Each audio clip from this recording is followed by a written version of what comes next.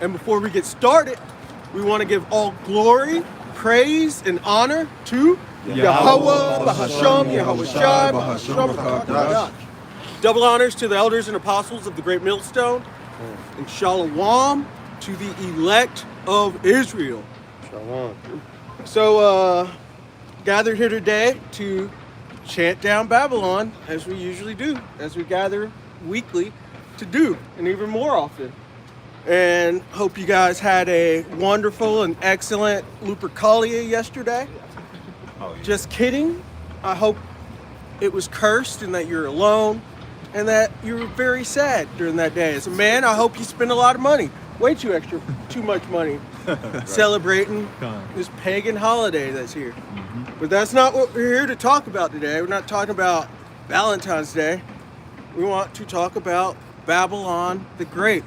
And as many of you might know, there was a movie years ago called Team America World Police.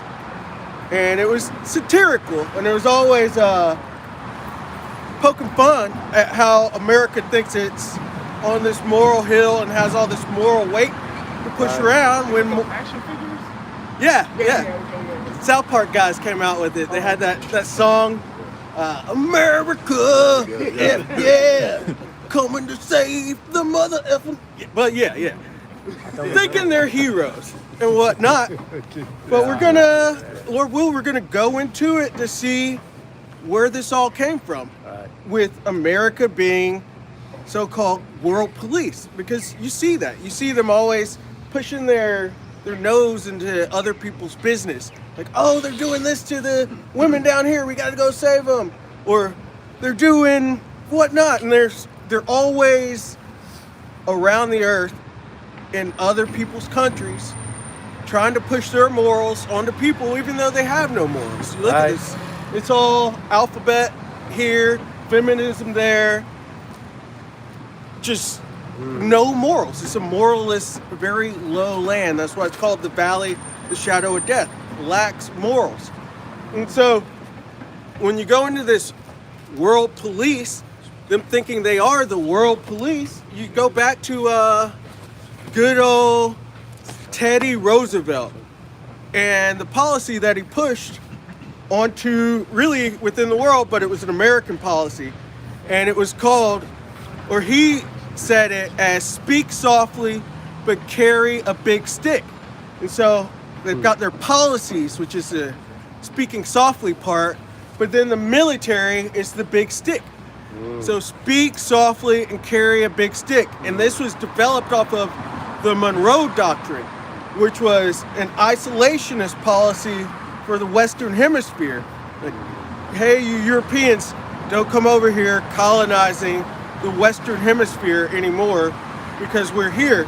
And this was an isolationist policy because America at one point were isolationists.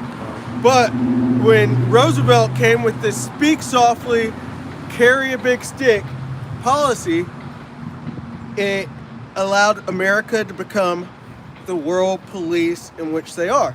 And so we've got an article here going into that. All right, so slide. Yeah, come on.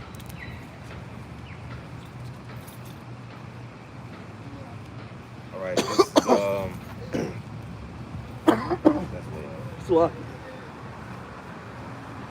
all right, I got this article. It's milestones in the history of United States, U.S. Foreign Relations Office of the Historian. And it reads, Roosevelt corollary to the Monroe Doctrine, 1904. And it reads, President Theodore Roosevelt assertive approach to Latin America and the Caribbean has often been characterized as the big stick. And his policy came to be known as the Roosevelt corollary to the Monroe Doctrine. President Theodore Roosevelt, although the Monroe Doctrine of 1823 was essentially passive, it asked that Europeans not increase their influence or colonize any part of the Western Hemisphere. So that was the Monroe Doctrine, telling these other Europeans, these other Edomites, to stay on your side of the world, basically, and don't come onto the Western hemisphere. And this was an isolationist policy. And so at first, America in its infancy, they were just expanding within America with their manifest destiny and all that. But then eventually, by the time Teddy Roosevelt came, this is where this big stick corollary, or the Roosevelt corollary, came from. And so we've got the word corollary here. The word corollary from the Edamon online is from the Latin corollarium, which is money paid for a garland, hence gift, gratuity, something extra, and in logic, a proposition proved from another that has been proved, or a proposition inadvertently proved in proving another. Is that what you want to know?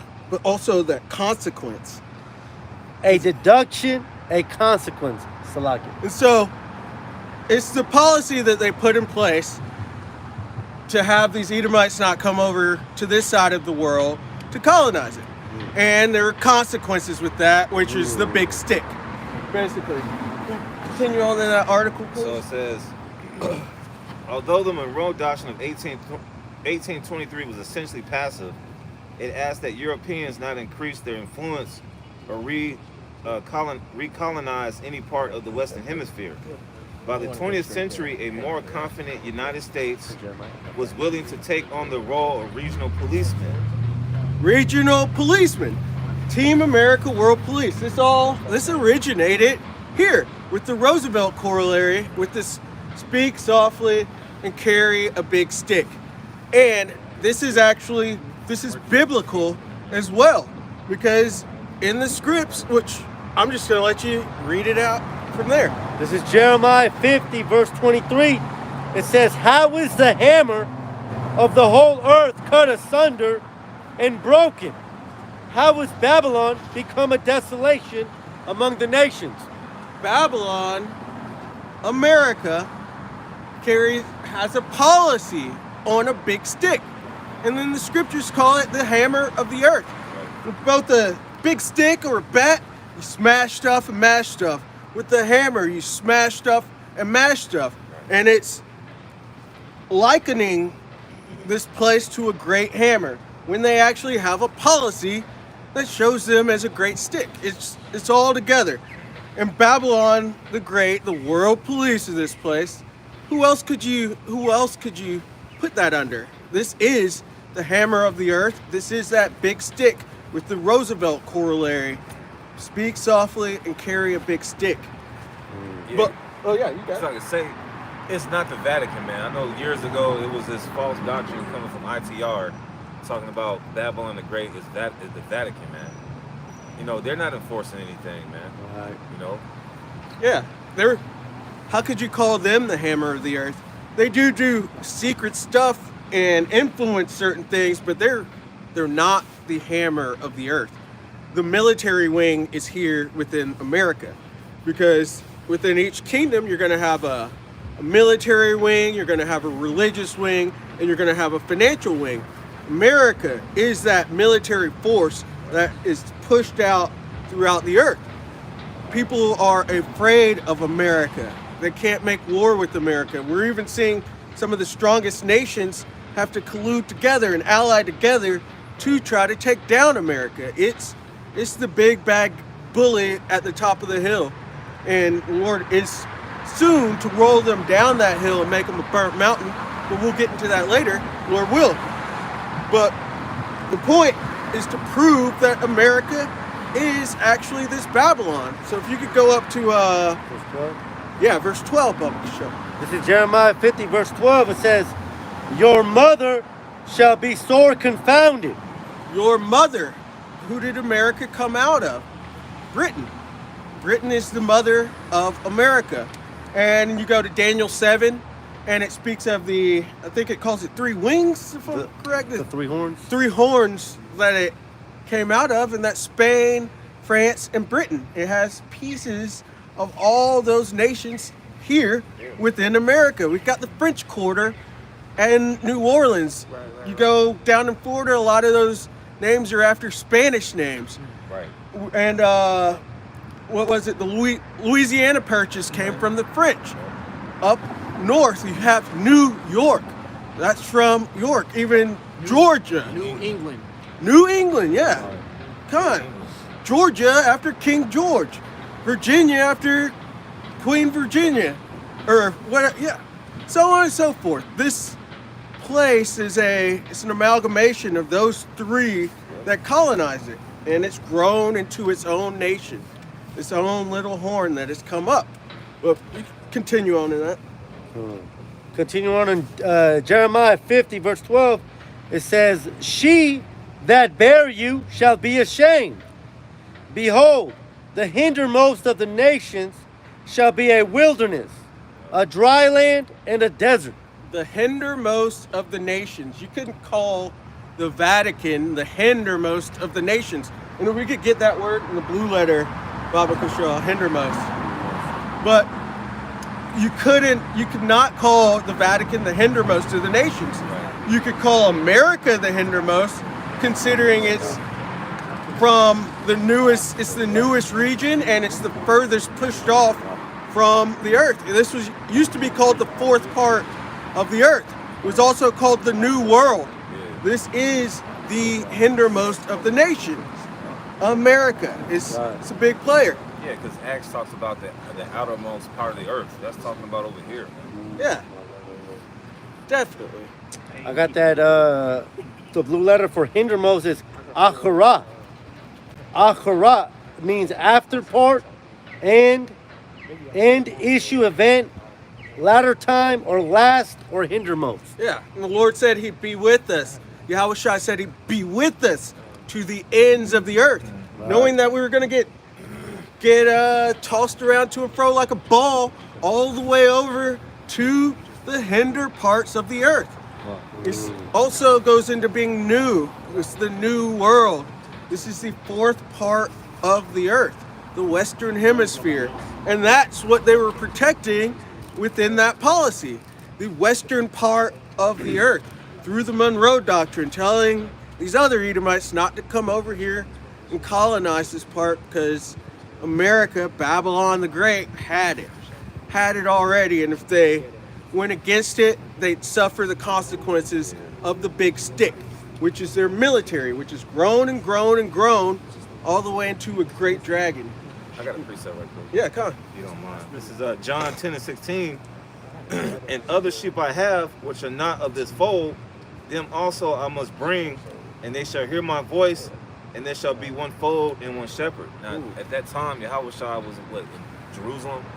He's talking about the sheep, all right, that's on the other side of over here in the Western Hemisphere, man, all right, namely the northern tribe, but then, like it says in Jeremiah 50 and 33, that Judah and Israel were oppressed together. Yeah. So we're all in this same so-called melting pot, catching hell over here in Babylon the Great. Yeah, and we need to grab that one right now. Because, yeah, the northern kingdom and the southern kingdom. The northern kingdom was already here. You've got the Gadites, the so-called Native Americans. And the most Paleo-Hebrew has actually been found here from the Gadites. Yep. You have the Las Cruces rock, Yep. right? Yeah, Las Lunas Stone. Las Lunas Las Stone. Lunas Stone, Salakia, right? The yeah, and various others. And it's always being dug up. We're always finding new pieces. And as it says, truth shall spring up from the earth. And these are parts of truth that are that are springing up literally out of the earth, showing and proving that we are the children of the Most High. I got that precept for you. Yeah, This come is on. what you had quoted earlier. This is Jeremiah 50, verse 33. It says, "Thus saith Yahweh Ba'Hashem Yahushai of hosts, the children of Israel and the children of Judah." The children of Israel and the children of Judah. The children of Israel is referring to the northern kingdom, the so-called Latinos, Native Americans, and the children of Judah is referring to the southern kingdom, Right. the so-called Negroes Right. that are here. And the two kingdoms have been split ever since the time of, or post Solomon under his son Rehoboam, been split up since then. And when have they come back? We haven't seen them Right. seen us come back together. You're seeing small glimpses of it right here. Yeah. You can literally see it right here. Right. But overall, the two kingdoms are not together. Right. Yeah. And we're coming to that. Right. Which this wouldn't occur until the latter end. Right. And we're in the latter end. We're watching the two kingdoms come together, and eventually the whole kingdom is going to be here on earth. It's going to reign on this earth. Right. If I can add to what you're saying, because can. in reality, we, the Northern Kingdom and the Southern Kingdom have been operating under the curses of Deuteronomy 28. Our eye has been evil towards our brother. Now, who is that brother? The Southern Kingdom, being the so-called blacks, and the Northern Kingdom, being the so-called Hispanics, have been at odds against each other. And I mean, it really goes further than that, because you have Mexicans that hate Puerto Ricans. You have Mexicans that hate Salvadorians, man. But until what the brother's going into, man, is that though we have an evil eye towards each other, we're still being oppressed by that one bastard. Who has the true lordship over our people? Whether you're black, native, Hispanic, Salvadorian, Puerto Rican, Colombian, whatever it may be, it doesn't matter to this bastard. Do you want me to continue? Yeah, on? keep going, That keep says, and all that took them captives held them fast. They refused to let them go.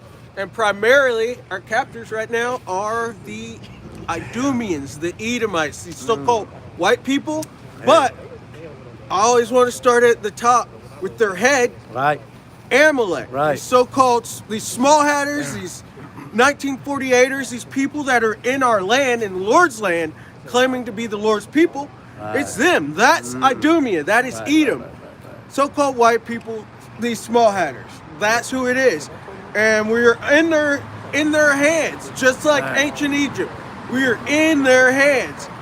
And they're refusing to let us go. They're refusing to let us know that we are the Israelites. They're still claiming that they're the people. They're still claiming that they're the true Christians.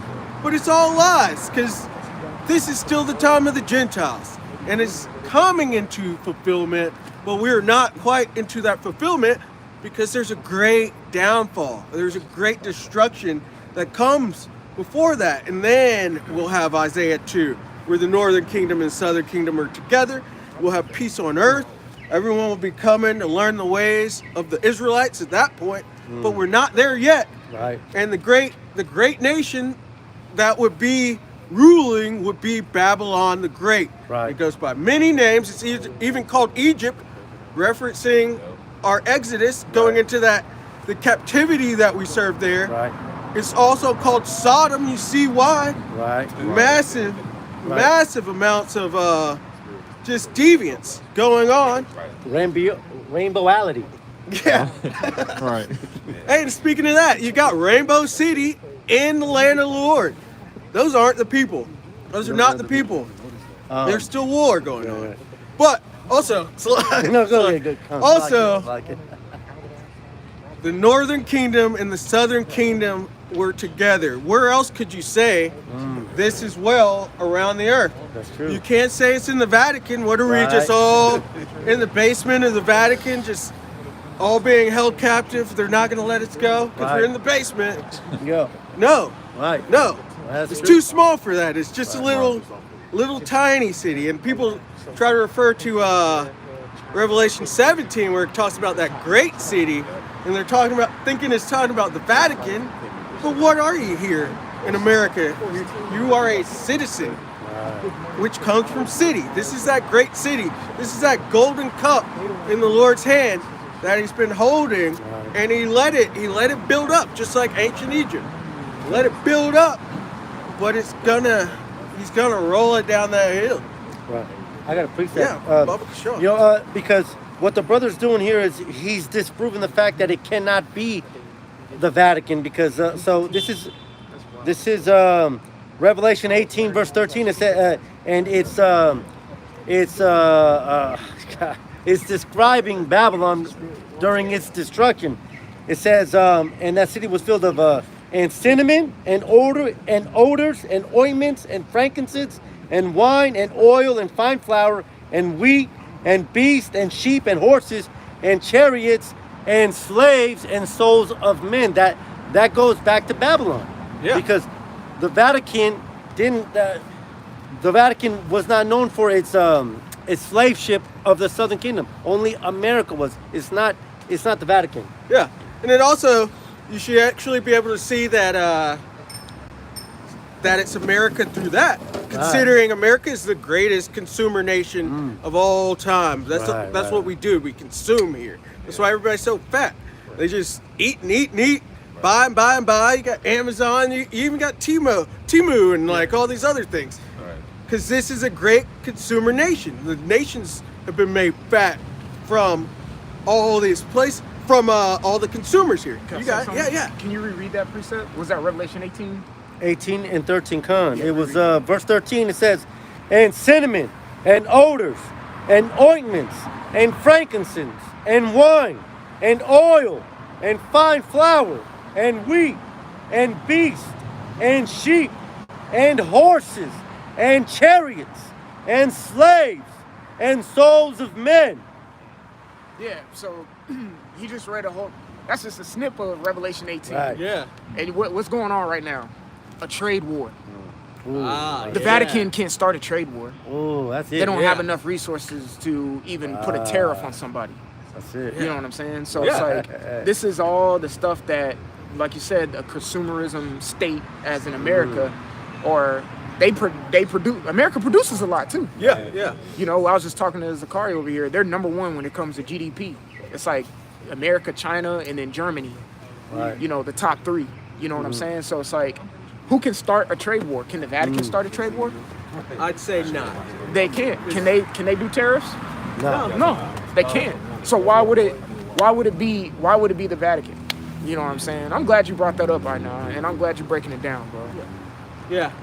Excellent point. Because it could not be. They're not putting tariffs on anyone. And you look at America right now. Yeah. It's going tariff crazy. Yeah. You get a tariff. Right. Throwing it everywhere. Right. Embargoes and all this stuff. Yep. It's America. And embargoes ain't the MOTB. Right. Who said that? IUIC. It's not the MOTB, bro. Cut it out. You got it, bro. Cut it out. Yeah, that's what he said. It's Revelation 17, brother. Sure. All right. And just start the top. Revelation 17, and in the Bible that I got, it says the woman and the scarlet beast. It says, and there came one of the seven angels which had the seven vials, and talked with me, saying unto me, come hither, I will shew unto thee the judgment of the great whore that sitteth upon many waters. Yep. And we know that there's a great judgment written for Babylon the Great. Right. We know there's a great judgment written for the Edomites. And you actually see they're intertwined. Their destinies are melded together because both are, you could say it's both of their manifest destinies to be destroyed. And it's evident. It's right there. You just look at the history of America, the captivity that it's pushed, the deranged violence that's been pushed, the stealing of lands, the defiling of the earth, and everything they've done, the blasphemy that's been put out. Yep. It's judgment. Stealing of lands. Stealing of- Canada trying to be. Yes. Come on, man. You can pass it back to them. I'm just They're still stealing. They're still trying to do this. Gulf of America. That's wild work. They changed it on the back too. It did. Yeah. I finally updated. I think Yakunat posted it that Mexico's trying to sue them, but we'll see. Hey, what you gonna do, Mexico? Yeah. Niggas is suing over it. That's some wild shit. I still got a screenshot of it. Can you imagine that? I got a precept up for you. Yeah, Niggas man. is suing over A body of water. Yeah. naming a body of water. Like, Y'all got big And- fish to fry. And you think about it also, Gulf of America, this just proves more that you are the Edomites and that this is Babylon, because you go to Psalms 49 and it says their inward thought is that they their houses shall continue forever. Right. They name their lands after their own names. Gulf of America. I know that's a body of water, but it's Yeah. still That's naming fire, it after right. themselves, trying to thinking it's gonna stay forever. It's not gonna be that. Right.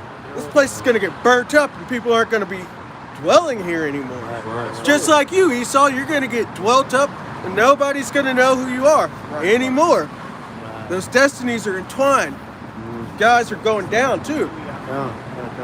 You said you had a precept? Yeah, this is a quick precept here because the brother Aina just read about that great beast, right? And I just want to bring this up as we're talking about the Edomites. This is Revelations 12, verse 4. It says, "And his tail drew the third part of the stars of heaven, and did cast them to the earth.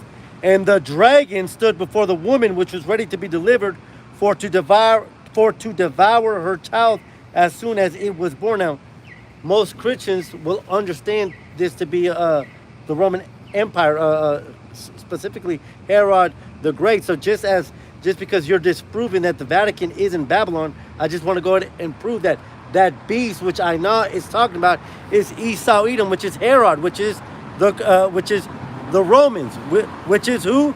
The self-proclaimed white man, man. It's talking about Esau Edom, you whites.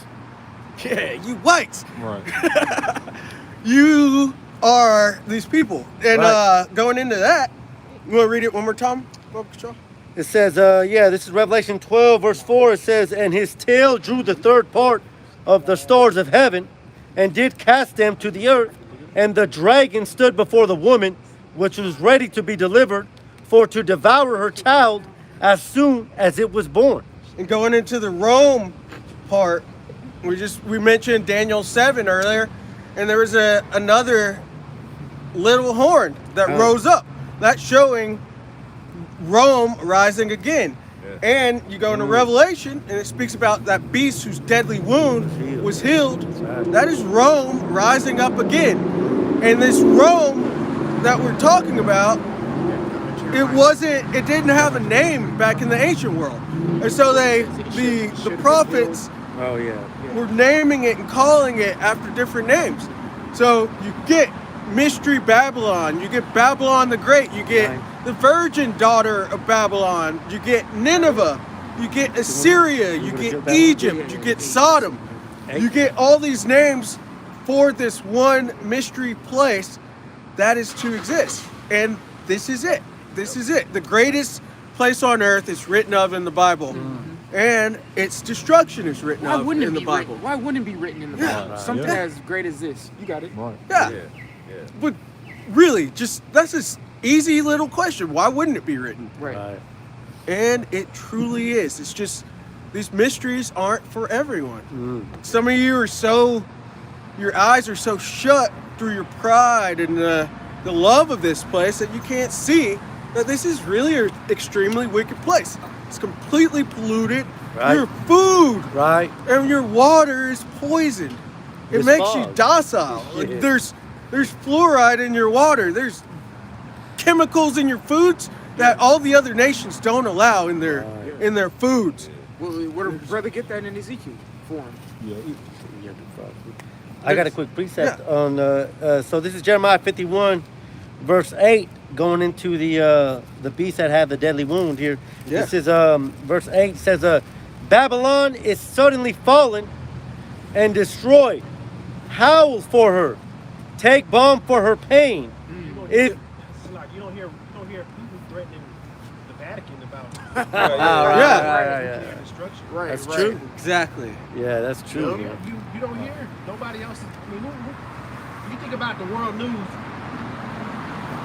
Nobody else is being threatened with thermonuclear Right. fire, Right. aka nuclear missiles, other than America. Yeah. That's true. I mean, North Korea is Very true. North Yeah, Korea, yeah. Russia, they like, man, fuck America. We got power too. Yeah. You hear them say that shit, to little old Vatican. Yeah. Yeah, it was Kim Jong-un. There was an article that came out, and Kim Jong-un, basically said United States is the cause of all bloodshed.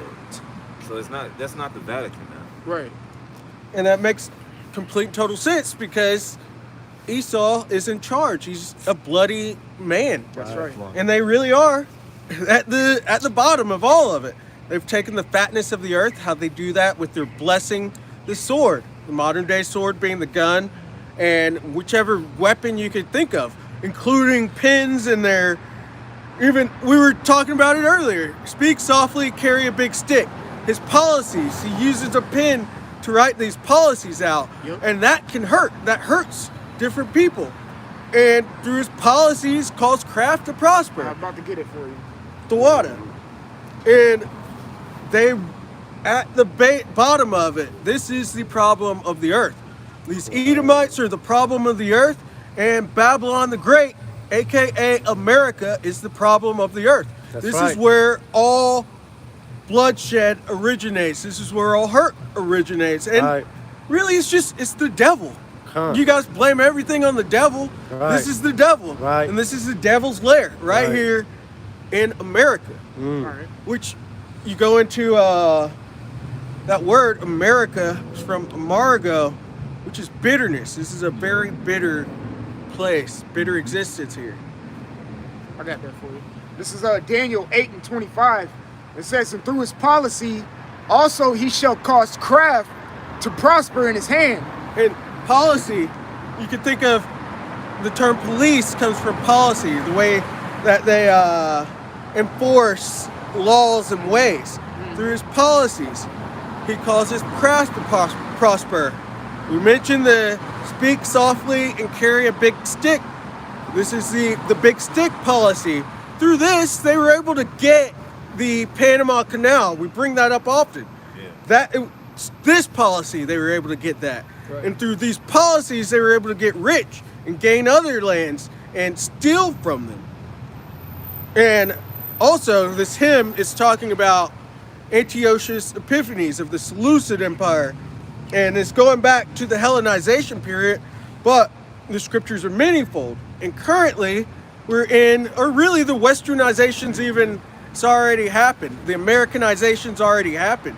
And everybody's following after the image of this beast, of this, as this whore rides on its back, which is that whore being America. It's all, there's no new thing under the sun, basically what I'm trying to say. Okay, I have to. Yeah, please, Bubba Straw. Again, this is Daniel 8:25. It says, and through his policy, also he shall cause craft to prosper in his hand. I'm glad you kind of like went into policy, because like you said, it goes into laws and legislation. Also, when you think of policy, you think of politics. Yeah. Which goes into like government. And when you go into this word policy here, it also means prudence or wisdom. So he's wise in government. And then it says craft, which we know that means deceit. So really what it's saying is that through his understanding of the government, he can cause deceit to prosper. He can slap these laws and legislations on you with the fine what is it called? The fine print. The fine print. Yeah. Oh, the fine print at the bottom. That's tiny as fuck. Exactly. And like Paul said, I don't use excellency of speech. These devils do. So they using these big ass words you don't understand. Losing your fucking, what is it? Intentions, man. It's like, man, like, I don't feel like reading all this, and the next thing you know, you caught up because his prudence of the government and your lack thereof. You know what I'm saying? I'll keep going for you. It says, and he shall magnify himself in his heart, and by peace shall destroy many. He shall also stand up against the prince of princes, but he shall be broken without hand. And so you said he shall magnify himself within his heart, that pride of these devils, because they do have the fatness of the earth. They've got their blessing, the sword. They're living high. They're on the high horse, and that's caused that pride to grow and grow and grow. But pride cometh before the fall, before the destruction. So it says, and he shall magnify himself in his heart, and by peace shall destroy many. And that's how they do it. They come in like, oh, we gotta save these children over here. But really, they're going in and they're destabilizing this place. They're putting in a puppet leader, and then they're siphoning off your resources in a very sly and unnoticed way. And then you notice, then these children end up all malnourished and hurt, can't eat, about to die, and then they got to come back again, and it seems like Right. it's just over and over. He comes in through peace, but he destroys. He's a destroyer. He's a snake. And that's how a snake would come in all, Yep. hey. And then just get you. That's why they called him the serpent in Genesis. That's exactly why. Yep. And then, to kick it off, these devils are going to try to fight Yahushua when he returns. I keep reading. Yeah. It says, he shall also stand up against the prince of princes. Who's that? That is Yahushua. King of King, Lord of Lord. He's the prince. He's the ultimate. That's some proud shit. And they're gonna, that pride that's magnified their heart, they're gonna try to fight Yahushua. You can read this in detail in 2nd Esdras, the 13th chapter, and you can see this in the real world and just looking at their space force. And they're not even the only ones that have a space force. China has a space force. Other nations have made space laser forces. beams. Yeah. There are Star Wars programs that they have going on out in the atmosphere. Yep. They're gonna try to fight Yahushua. That's wild. It's so crazy. Your arm's too short to box a guy. What are you thinking? Yeah. What are you thinking? This is why you have to be completely wiped off the planet. This is why nobody can ever dwell in Babylon the Great again. As well, it's too defiled. It says, he shall also stand up against the prince of princes, but he shall be broken without hand. And you mentioned 2nd Ezra 13. It says he held neither hand in his hand, sword, no, just loosely paraphrasing. Y'all know how it goes, you know. But out of his mouth came what? You know, that tempest, which pretty much was out of his mouth. It means like out of his command. You know, he just burnt them all up. You know, with no effort. Yeah. And then all you have is the smell of smoking dust from these guys. You're gonna, you're gonna turn to dust. Yeah. You guys, what are you thinking? What are you thinking? And what were you thinking touching the Bible? Yeah. What were you thinking touching the Israelites? What if you ever had? It says they're wiser than Daniel. So you've read all these things. You've dug through the oceans to find the remnants of the chariots at the bottom of the sea when they touched the Israelites. You've accomplished a diligent search. You know these things. And you guys know this is Babylon the Great. You just, you gloss it in a way to where people can't tell. And I think in their hearts they actually do kind of have a suspicion like, oh yeah, this place is actually evil. It might actually be Babylon the Great. Yeah, it is. It is. It's definitely Babylon the Great. It is a place that is set for destruction. Just like you Edomites, you were set for the ultimate destruction. You're the wicked that the Lord has saved for himself for the day of evil. Oh, Proverbs 16 and 4. Yeah, come on. Will you keep going in Revelation 17? What do you got? I had a quick precept for you. Yeah, let's.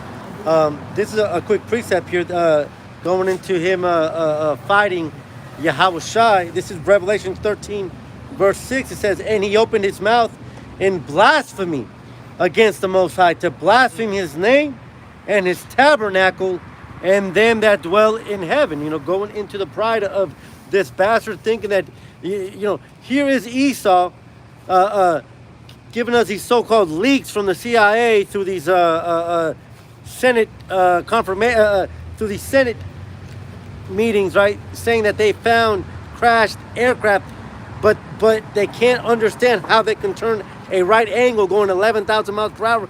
But here you are in your pride, thinking that you can destroy something that you can't understand, man. You know, it points back to one race of people, man. You cannot get away from this. It's Esau Edom, the self-proclaimed white man. That's right. Let's get that Revelation 17. Can we hold Isaiah 47? Revelation 17 and 1 from the top again. And there came one of the 7 angels which had the 7 vials, and talked with me, saying unto me, come hither, I will show thee unto thee the judgment of the great whore that sitteth upon many waters. That great whore is America. Sitteth upon many waters. Can any brother pull up the amount of U.S. bases around the earth? And then can you jump down in 17 to, I think it's 16? 15. Okay, you know exactly what I'm talking about. But this great whore that sits on many waters is America, because it has all these military bases all throughout the earth on these different countries or continents that don't belong to it.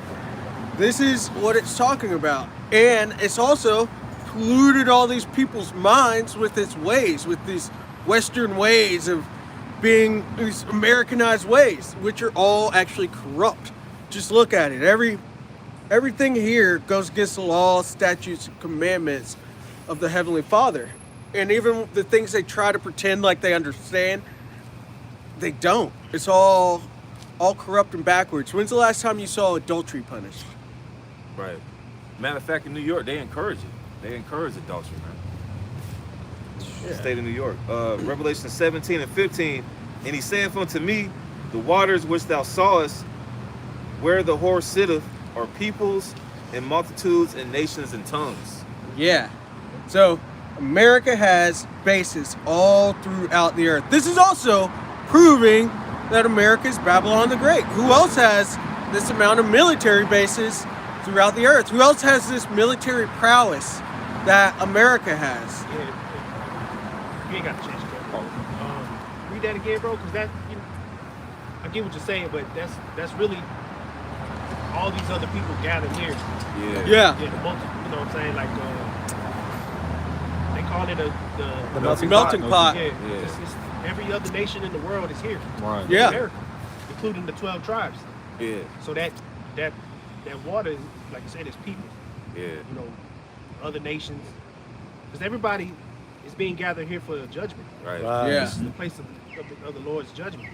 Go ahead, you got some It's just like, we went to that mountain this week, right? Yeah. Man, we got to the top of that mountain. We saw Moabites up there. We saw Ishmaelites and, of course, Edomites. We saw a few speckled jakes. But this is, like, they call New York the Great Melting Pot. Well, that's a reflection of United States, man. Yeah, here in Atlanta, you got all the nations here.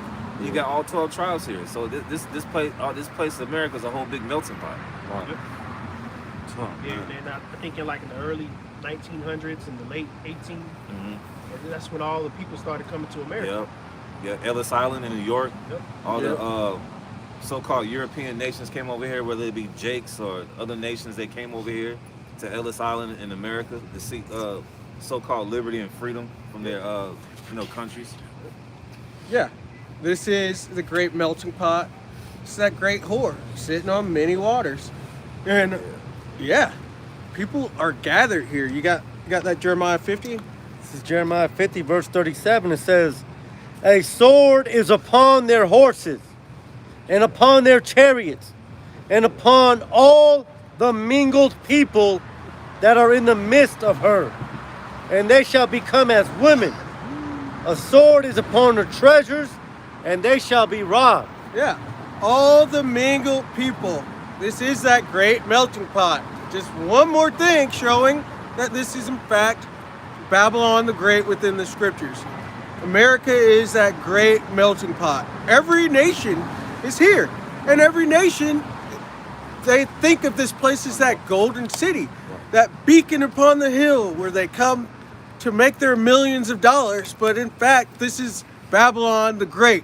This is the most wicked empire to ever exist. Right. This is the feet of it in Daniel's the second chapter, because it's low morally, it's low in every form and facet except for the things that you look at and think are beautiful. This is a place that is destined for destruction as well. Yeah, we'll keep going to 17. All right, Revelation 17 and verse 2. It's a lot. With whom the kings of the earth have committed fornication, and the inhabitants of the earth have been made drunk with the wine of her fornication. Yeah, with all these philosophies that America pushes around the earth, they literally go to places and push their feminism and push their alphabet lifestyles. This week we have U.S. aid and all that stuff that's going on with where Elon Musk went in and he audited what USA Aid is doing. Yeah. That is a great example of it, of pushing this wine and fornication all around the earth. They Right. were going into these different countries and pushing feminism, pushing LGBT, blah, blah, blah. They're pushing tranny comic books and movies and operas and all these things. Who else does this? Right. Who else does it? Does the Vatican do this? Right. Which I wouldn't put it past them, but we're talking about America. This is America. This is who pushes out this wine. Yeah, because even in these so-called Arab countries, they're giving women rights. Like in Saudi Arabia, Right. they're giving women rights to drive, which, anyways, they're giving women rights to drive. They're giving them liberty to get abroad. Yeah. You got Starbucks and McDonald's in these other countries. You got people who had traditional attire going back to their nation. Now they're wearing suits and ties. Right. They got Yeah. skyscrapers Yeah. in the Arab world. They got skyscrapers everywhere, man. So it's influence. They even have a Democratic Republic of Congo. They have a Republic of this, Republic of that. That goes back to here, man. Yeah. Who Right. else is so-called spreading democracy? We got to go save these people. Like the brother, the priest Shalimah, we were talking on the side. They'll go over there and say we need to help these people, but really they go and extract all your resources and rape, rob, and murder you, and come back and say we fought for their freedom. The Vatican doesn't do that, man. Yeah.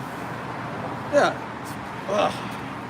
And how could you not see it? How could you not see that this is Babylon the Great? America is Babylon the Great. Yeah, you got that black bitch over in Pakistan. Oh yeah, Oh yeah. They should have put that Oh, bitch yeah. to death, man. that's Right. what I was thinking. They That's should what I have was put, thinking. man. See, that's how you know the influence of Babylon the Great America is literally what the scriptures say it is with the wine. Yeah. Because that bitch would have been, man, 20 years ago.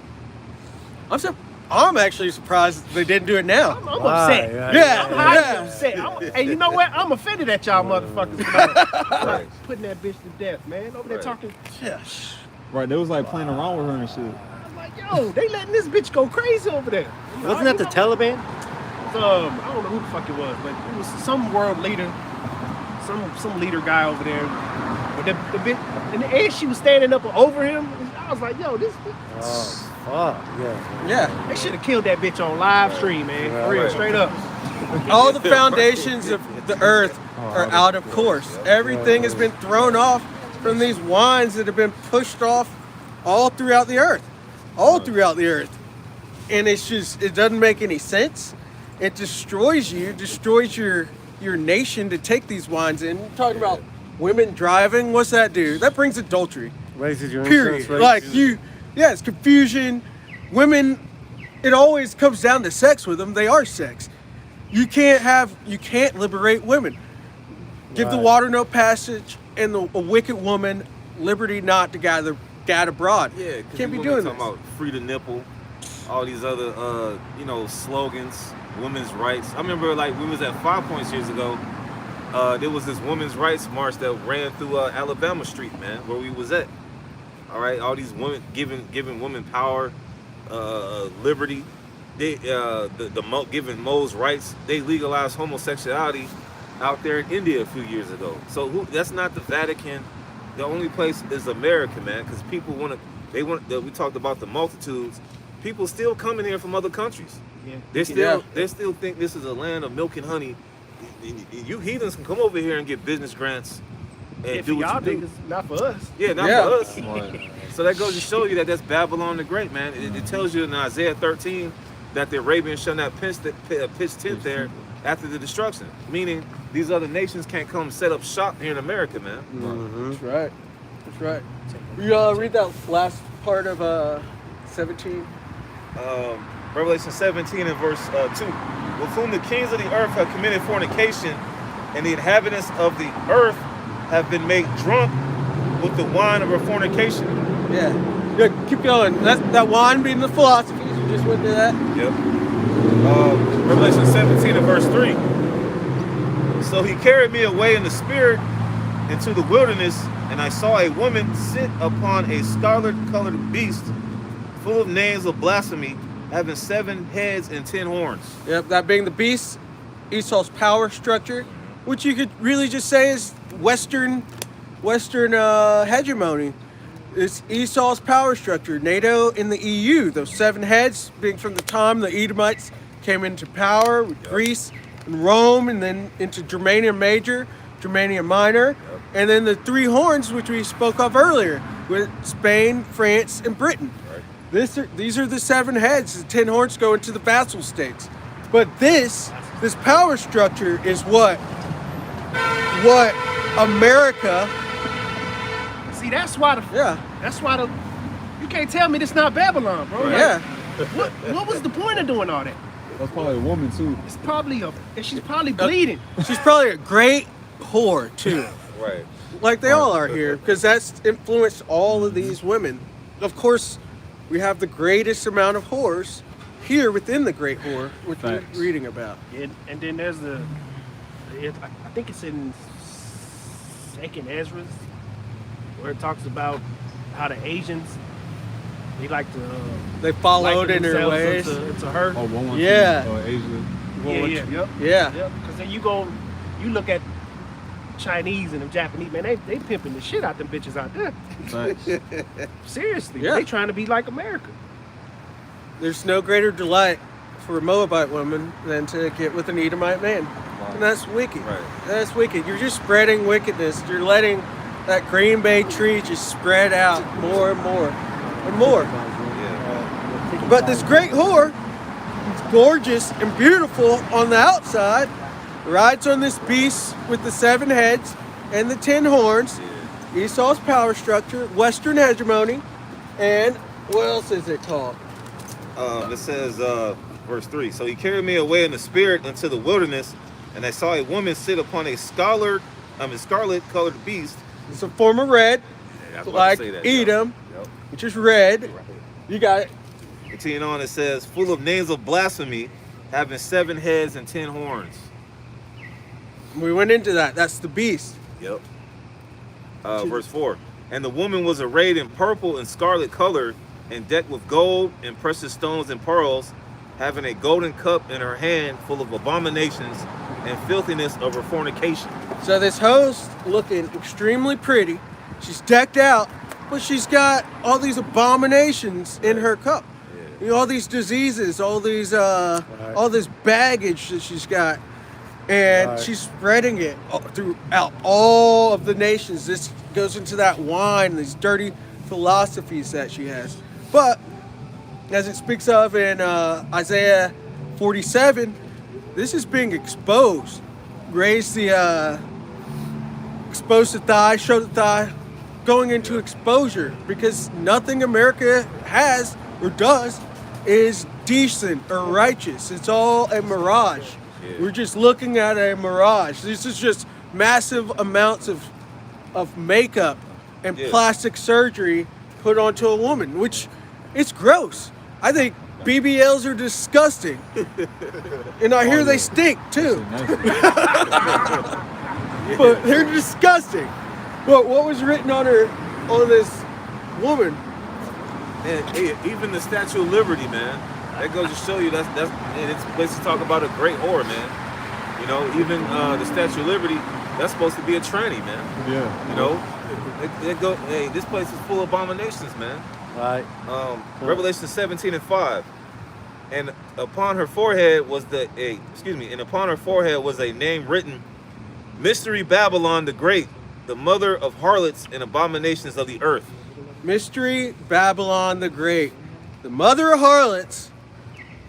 Like I was saying, we have an abundance of whores here. Yeah. Right. An abundance, which the Lord considers you a whore if you've had sex with more than your one husband that you're allotted to. Right. This place gets around, it gathers abroad just like a whore. Right. It has all these crazy philosophies. Think of these whores and their astrology and all their shit like that. Tarot cards. Yeah, they're tarot.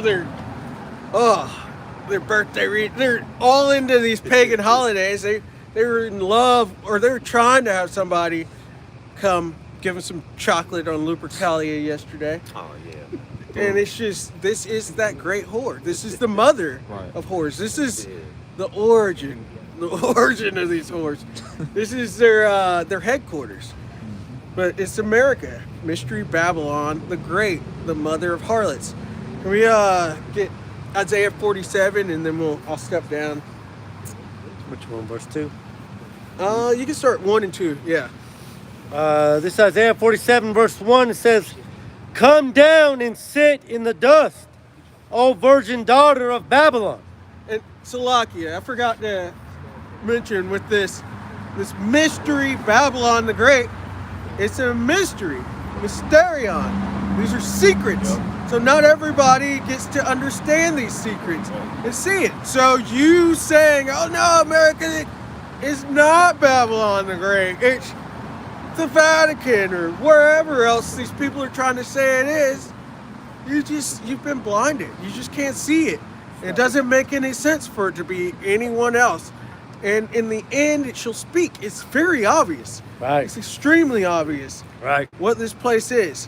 It's a mystery, but the Lord's servants and prophets, starting with our apostles and elders of the great millstone, have been revealing these secrets, Right. making them known, making it plain upon tables. Right. You should be able to see this. Right. But Salakia, it's getting back into 47. O virgin daughter of Babylon, sit on the ground. O virgin daughter of Babylon, because this place hasn't been attacked militarily. Right. Can you say that about anywhere in Europe? Europe's been a complete battleground since throughout all of history. Absolutely. You can't say it. It's the Vatican. There's been wars over there. That's why it's the bottomless pit. Yeah, it's the bottomless pit. But you can call America a virgin. It's been untouched. It hadn't been penetrated by any other military. Even you could throw out Pearl Harbor, but that was just a territory at that point. It Yeah, wasn't actually Hawaii wasn't a state at that point. Same thing with the Revolutionary War, War 1812. They weren't established It there. wasn't truly established yet. Yeah. You know what I'm saying? Yeah. You want to talk about the Civil War? You did that to yourselves. Yeah. Shit. That was infighting. That was infighting. Everything else was to establish land. The Mexican-American War. Yeah. The French and Indian War. Yeah. What's another war that was here? 1776. I want to say Spanish War. Yeah, 1812.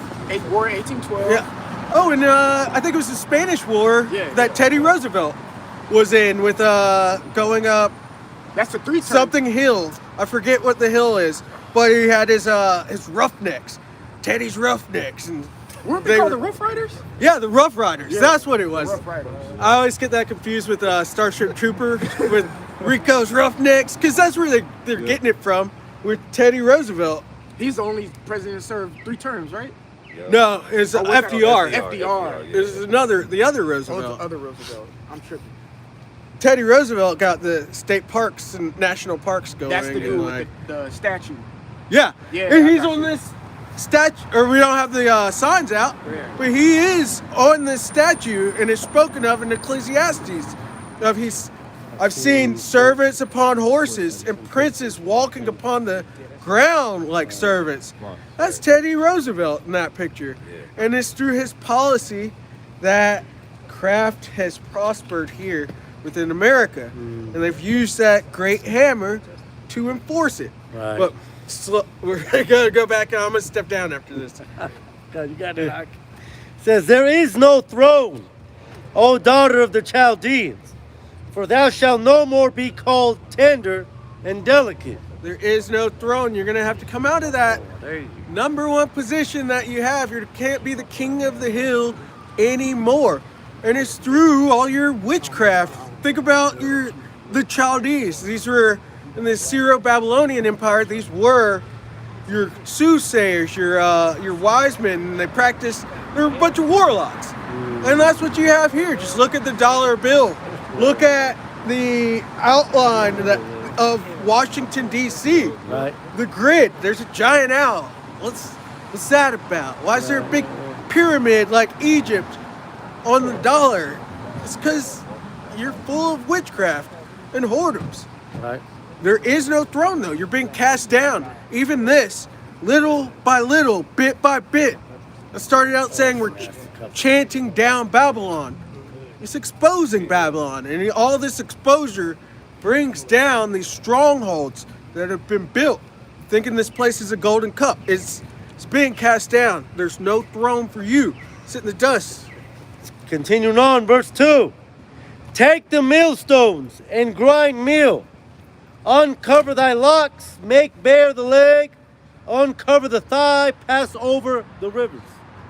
Expose yourself. You're being exposed.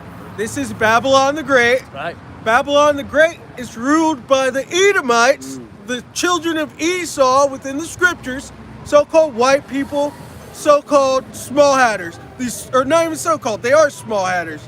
These small hatters, these 1948ers, these people with the big noses that are sitting up top, because Amalek, which is who they really are, was said to be the first of the nations in the latter time. That's Amalek. And then do the rest of Idumea, which is another way of saying Edom. This is being exposed, and your judgments are hand in hand. You both go down. You both go down together, and will never rise up again. That's right.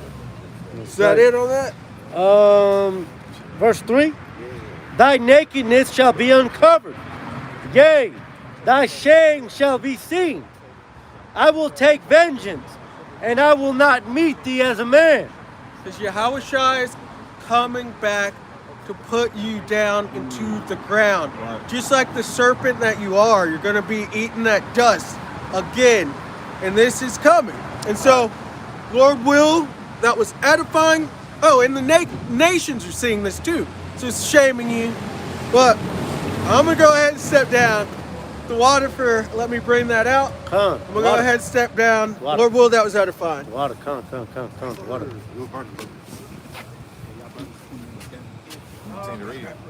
He can read. Oh, well. Yeah, I was gonna read for you. Okay. Well, I switch out the camera. Hey, shalom. We're gonna funny. We're gonna continue on. What we did last week. The brother Kasukala was speaking on the terms of Revelation 9. Okay. So we're just gonna pick things back up. You know, the Maya. He beautifully went into basically Esau's rulership. All right, he was getting into Esau's end. All right, and he was actually explaining how this place, all right, that Esau runs, all right, concerning the enemy, this is a version. Okay, this place hasn't technically been touched. Like if you go on social media right now and look at what's going on around the world, you're gonna see chaos. You're gonna see proxy wars. You're gonna see actual war taking place. Hell, you might run into a video that you ain't supposed to see on somebody probably getting stoned or getting decapitated. And that's the reality of this life, okay, that we live in. But as for over here, concerning this society, it's a delusion, okay? But newsflash, this place will be touched. So we're going to get into Revelation 9. And can you start at can you reread verse 3, Babakusha? Revelation 9, verse 3. And there came out of the smoke locusts upon the earth, and unto them was given power as the scorpions of the earth have power. And I know we talked about it last week, but can the brother can the brother explain what that is again? Yeah, the warplanes, man. And do you know what it means? What it talks about as scorpions, and it shall sting. Like it hurts, like the bullet hurts. Yep. And it goes to their machine guns. Yep. All right, you got it out. Verse 4.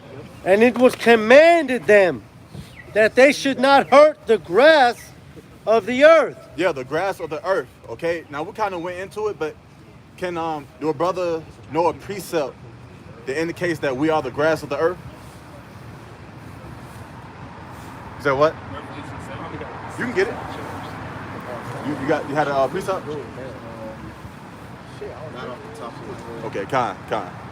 Go, you can bring it out, brother. Revelation 7, verse 1, and after these things I saw 4 angels standing on the forefront of the earth, holding the 4 winds of the earth, that the wind should not blow on the earth, nor on the sea, nor on any tree.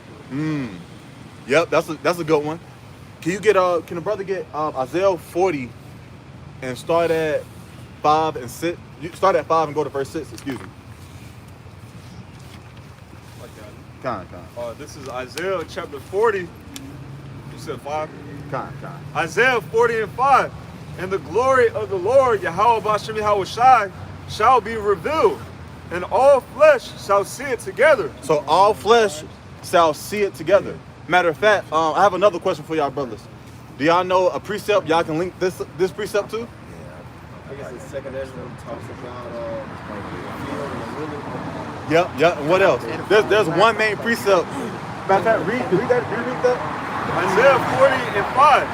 And the glory of Yahweh Bashem Yahweh Shai shall be revealed, and all flesh shall see it together. So all flesh shall see it together. You got it. Excuse me? That too, but I was thinking about Revelation 1 and 7. Yep. Matter of fact, can a brother get that? Matter of fact, can one of y'all brothers get it? Revelation 1 and 7? Then we're going to hop back in Revelation 9. Yeah, Con. Book of Revelation chapter 1 and verse 7. Behold, he cometh with clouds, and every eye shall see him. Yeah, every eye shall see him. So that's another precept you can add to Isaiah 40 and 5. Okay? So can you finish that off, brother? Yeah, that's a good precept. Revelation 1 and 7, finishing off. And they also which pierced him, and all kindreds of the earth shall wail because of him, even so Amen. Amen. Yeah, so everybody's going to see the glory of Yahweh Bahashim Yahweh Shai when he come back. Okay? When he come back with those clouds. Is it talking about those big, fluffy clouds that they show on TV? No. Okay? It's concerning the chariots of Yahweh Bahashim Yahweh Shai that you guys innocently call UFOs. Just like the brother was breaking down how this place hasn't been touched and this place is a virgin. Well, you guys going to get touched by those same clouds through Yahweh Bahashim Yahweh Shai. Okay? Right. And we already know, according to the scriptures, these clouds played a big role in history. All right? Yeah. And if you go into history, even certain kings concerning the heathens, they even knew, what was the chariot, what was the Israelites doing on certain occasions. So this is history that we're going into, man. So the water, brother. Yeah. Right, so if I can say, Alexander the Greek, all right, he consulted with the Israelites, and basically he was told that he was in the Bible to rule next, man. Yeah, he knew that. He knew that. Hey, didn't we not just read he is wiser than Daniel? Yeah. So you didn't think he has no type of wisdom on, hey, this is speaking about me in the Bible? All right? Hell, we have the wisdom to say, oh, through the scriptures, the Lord only chose us. Right. You see what I'm saying? So you got it out. I'm finishing it out. It says, for the month of the Lord has, it's like the mouth of the Lord, Yahweh Bashem Yahweh Shai, has spoken it. Mm-hmm. The voice said, cry. And he said, what shall I cry? All flesh is grass. All flesh is grass. Okay? So you can also add this precept to Revelation 9 and verse 4. Okay? And then also you can add Revelation 1 and 7 when all eyes shall see the Lord's coming. Okay? Yeah. So was that it on that? You finish a little more. It says, and all the goodliness thereof is of the flower. It's like it's as the flower of the field. Yes, as the flower of the field, because remember, the nation of Yasharallah concerning the southern tribe and the northern tribe rules a beautiful vineyard to the Lord. All right? He planted a vineyard, and that vineyard represents us. The grass, certain flowers, certain trees. That's where you go back to the book of Genesis concerning the trees, man. All right, so all that is metaphoric to represent the nation of Yasharallah, starting with the elect. Okay? He was planting the vineyard. He was hedging the fences thereof. He was placing the fences. He was tilling. He was creating a beautiful garden. But eventually, something went wrong. All right? We fell away from that glory. Which is about to get into. You got it out. You got it out. That's one more verse. Come on. Verse 7. The grass withereth, the flower fadeth, because the spirit of Yahweh Bashem Yahweh Shai bloweth upon it. Exactly. So eventually we fell. We became tainted. All right? We didn't look as pleasing towards the Lord, Yahweh Bashem Yahweh Shai, as what we did in the past, man. But now we're coming into that. All right? Everything ties into prophecy. We're witnessing history right before our eyes, man. We're standing up in great boldness, okay? We're trying to beautify ourselves through the spirit and power of Yahweh Bashem Yahweh Shai again. All right, and we're just trying to make ourselves ready. But what got to play is out. What got to play out before His return, man? these wars, man. Right. This is all prophecy. Okay? So you got it out. You can go back to Revelation. Well, Was it more? it's a little more. It says, God, it, says God. it again. It says, surely the people is grass. Yeah, surely the people is It grass. said it twice. Yeah, said it twice. So, and another one you could put, can a brother get Isaiah 5 and start from the top? I got a quick one too that says the people is grass. Yeah. We're talking about the wicked. Psalms 37 in verse 2, it says, "For they shall soon be cut down like the grass and wither as the green herb." Exactly. And it's like you, brother. Oh yeah, can you repeat that? Psalms 37 and 2. Can you also read it again too? Psalms 37 and 2. "For they shall soon be cut down like the grass and wither as the green herb." So it's all metaphoric. You know, if you plant a garden, there's going to be a couple things about your garden that you just want to get rid of. Right. You know, what comes in your garden? You know, different weeds and thorns and certain plants draw in more insects. So sometimes you got to clean up shop. And the Lord, he, you know, concerning his vineyard, he didn't like what was going on concerning his people. Right. All right. So he had to wing some people out. He had to use the wine press. Okay. He had to press and force you people out. You 2/3. You guys are going to be cut off because you guys wasn't willing to accept our power as our power. He is this. He's our living power. This is Yahweh Bahashim Yahweh Shah. Right. He's going to bring more death and destruction concerning prophecy, concerning our future, man. That's right. We just want to be on the good side of things, man, once things kick off. All right?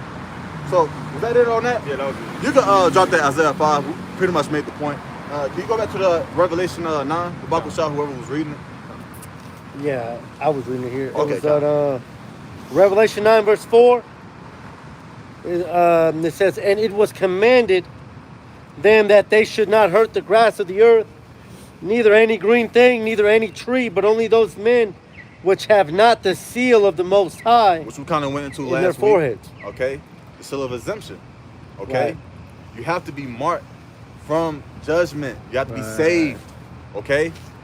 That's why we're doing the best thing as possible on cleaning up our garments. Right. Becoming more and more into that new creature under Yahweh Bashim Yahweh Shah. Because we don't want to taste that sting of death. We don't want what's about to come in Revelation, the 9th chapter, concerning World War III, concerning the end of Esau Edom, which we're about to get into. All right, you got it up. Right. Verse 5. "And to them it was given that they should not kill them, but that they should be tormented 5 months." I know we went over it last week. Do a brother remember what the 5 months represents? 5 years. Do you know? Just tell him. Just tell him. Yeah. 5 years. 1914 through 1919. All right. And can a brother look up the treaty that actually ended World War I, the Bakwashah? So we can get the name of that treaty as well. Treaty of Versailles. Yeah, Versailles. Yep. Treaty of Versailles. So that's how you would get the 5 months, which is 5 years. Okay. Because that specific treaty, it ended the World War I in 1919. All right. You continue on. "And their torment was as the torment of a scorpion when he striketh a man." Yeah, as the brother, as you were saying, it's like, what's your name one more time? Kakam. Yeah, as you was just saying, concerning the bullets, okay? There was a lot of death back in the day concerning war. All right, remember, this is our same power who ordained this war. This was according to his will. Can the brother get that in Exodus where it says, the Lord is a man of war? I got it. Down the water. This is Because we got to bring this out because a lot of people just can't fathom that our power, all right, the power of Israel, the one who created the heavens and the earth, he ordained this war, man. And he's ordaining World War III right now. Well, It got to happen. It's like it says the Lord is a man of war in Exodus 15:3. Yeah, that's what we're about to get. You got Oh, it. it's like it. No, you good. That was spirit. This is Exodus 15 and 3. "The Lord Yahweh is a man of war." So he's a man of war. All right. So who are you try to flex your weaponry? All right. Man, the Lord gave you power to be a smith, to create these different instruments of war. Now you have the nerve to say, hey, I'm gonna flex what I know through my own knowledge, through my own pride, and go against the Heavenly Father through the only begotten Son. Man, you about to lose, man. Okay? And everybody's gonna see how much of a bitch you really are, man. You're the base of man. Okay? You come out the cave flexing your sword and thinking you can go against the Heavenly Father through the only begotten Son. Right, that's right, that's Man, you right. about to get swept up like this janitor Yeah. sweeping up goddamn dust, man. You got it. Come on. It says Yahweh is his name. Yahweh, Bahashem Yahweh Shah is his name. Okay? And you guys are gonna understand that. You guys are gonna know, oh, we didn't receive this ass whooping from Jesus Christ. We didn't receive this ass whooping from Buddha. We didn't receive this ass whooping from a nigga down the street who think he the Messiah. This is Yahweh who delivered this ass whooping. Right. Okay? Can a brother get Isaiah 35? I believe. Is it? He's off the top. I think it's 45-7. Oh no, that's no. Get 35 or 34. Get 34. It's off the top. This is Isaiah 34:1. Come near, ye nations, to hear. So that's what this is the type of time that our Lord is going to be on once he returns. Concerning this version, concerning Babylon the Great, aka America. All right? He gonna pop things off when he come back. Come ye near ye nations. It's like a game of chess. We're watching a game of a spiritual chessboard right now. Everybody is gathered over there. They have their own personal conflict or war rock conflicts. This is all a part of the plan. And next thing you know, he's going to return and he's going to checkmate your ass, Esau, and we're going to be delivered. Okay? Thus says the scriptures. Thus says the word of Yahweh Ba'ashim Yahweh Shah. And you can't do nothing to stop it. You got it out. It says, and hearken ye people. Yep, listen up. He got some big news. Come here, ye nations, and listen up. I got some shit to tell you. You got it out. Right. Let the earth hear, and all that is therein, the world, and all things that come forth of it. For the indignation of the Lord is upon all nations. It's upon all nations. The Lord knows everything that happened concerning history. The Lord knows everything that happened. He didn't forget about you Edomites, man. And he didn't forget about you 2/3 that couldn't get right. Who wanna talk down upon the name of Yahweh Ba'ashim Yahweh Shah. Right. For those who truly believe, you can call them some brand yogurt. Okay? You can call him anything you want to call him. Man, come on, man. This is the same power who's a man of war. Yeah. Call him by his name. Believe in him, man. That's why the Lord is going to show his indignation to disrespect all you other nations. And you 2/3 who can't get right. The nerve of you, man. Okay? Through prophecy, we physically ain't got the chains on right now. And the nerve of you to come out of that and to say you can call him on anything you can call him about concerning his name, man. If I can add to you, that's why it says the fear of the Lord is his treasure. If you fear the Lord, you're going to call on his name. That's a treasure. That's going to get you saved. Exactly. But if you don't fear the Lord, you're not going to call on his name. You don't have access to that treasure. You know, you got it. Yeah, these are the same guys who knew about World War I, who knew about World War II. And they can see that World War III is coming and still want to call him whatever name they believe his name is. Like, come on, man. You got it out. It says, for the indignation of the Lord is upon all nations, and his fury upon all their armies. You think his fury is rubbing you on the back and patting you on the back and saying, good job, well done, I love you? Nah, man. Fury, destruction. When you go into that word indignation in that specific verse, it means to disrespect, man. He's gonna come back. Oh, I gave you this blessing of the sword, and you want to come against me? I'm gonna disrespect your ass now. I'm gonna show you who your power is, and I'm gonna show the whole world you ain't shit. Okay? You're nothing. Yeah, you want to put concrete all over the earth. You want to set up your military bases, your space stations. And the Lord is literally gonna come back and disrespect you, man. Okay? You got it, Doc. It says, he have utterly destroyed them. He have delivered them to the slaughter. Their slain also shall be cast out, and their stink shall come up out of their carcasses. Yeah, man, it's gonna be as if the smell of death. That's how much death is gonna come upon you other nations, man, and you people who can't get it right, man. Okay? It's not the time to say what you want to say and get on the camera and say, well, his name is still Jesus Christ. We ain't got time for that, man. Okay? We're living in serious times. We can actually see the prophecies coming to pass. And we're actually measuring the times diligently. We're being diligent in our measuring, man. We can sit back and be like, damn, man, I gotta fast more. Damn, I gotta do this more. I might have to get up with this, but I gotta work on myself, man, because we see these things coming to pass. We know World War III is around the corner, man. Okay? That's when this version of Babylon the Great, aka America, excuse me, is finally gonna get touched through those missiles, through everything that the Lord has set up for this place, man. Because everybody is too comfortable in this place, while everybody's out warring all the damn day, man. This place is really gonna get touched. All right? But can you believe that? Can you see that? Right. No, man. That's can a brother get when they say peace and safety? There's some destruction. Yeah. Can Can sort of destruction. Can I add to you? Come I want to say this too, because like I know we always talk about like America being destroyed. We talk about World War III, World War I and II. You know, America entered those wars late, and then that's what kind of ended it. For this one, you got to understand. Y'all brothers always know. I always talk about different fronts of wars and theaters of wars. Mm-hmm. There's gonna actually, cause like World War I and II, there wasn't a theater in America. At this time, in World War III, there will be a theater. It's gonna be a civil war. So while civil war is happening here, you know, full-fledged scale war is gonna be happening over in the bottomless pit, probably some in South America. Because you got to remember, Brazil is part of the BRICS nations. So they're going to get invaded. You know, America's going to be very stretched thin. So when you look at the history, you see those like little videos of like in the schools. Oh, how to prepare for a nuclear war. Get under your desk. That'll do Blah, it. blah, blah, blah, blah. It's not going to be like that in World War III. It's going to be like that movie Civil War over here, while World War III, while America stretched thin over in other areas. You know, certain states are going to secede if it's going to go like that. You know what I'm saying? So it's just not going to be, oh, World War III, no one's just sitting, everyone just sitting in America like, okay. And then next thing you know, the missiles come. No, like, it's gonna be a war zone here. Yep.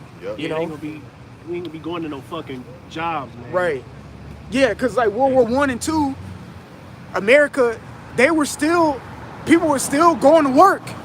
Those two wars funded America and got them out of the Great Depression. World War I got America out of the Great Depression.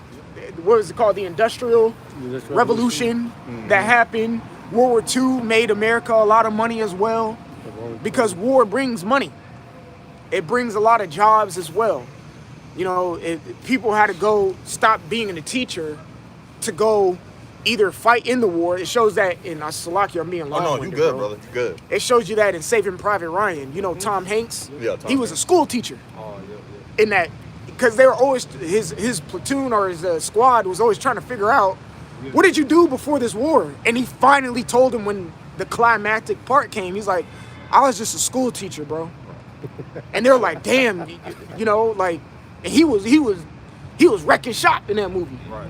You know, he was commanding men, he was a fucking school teacher.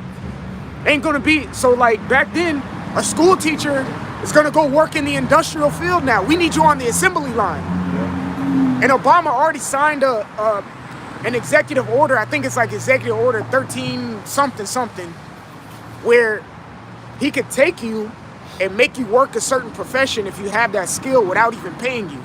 So in a sense of slavery, but we need you for this dire time. So understand that going to work, what you do right now and driving Uber and whatever you do, that shit gonna stop once World War III really get popping because it's gonna be civil war here. Right. I just had to paint that picture, Salaki for being long-winded. Oh yeah. It was you hit it on the point, bro. You know, this great whore, all right, she's gonna stretch herself super thin. And man, what's a woman who stretches herself too thin? She get popped. She get touched. You know what I'm saying?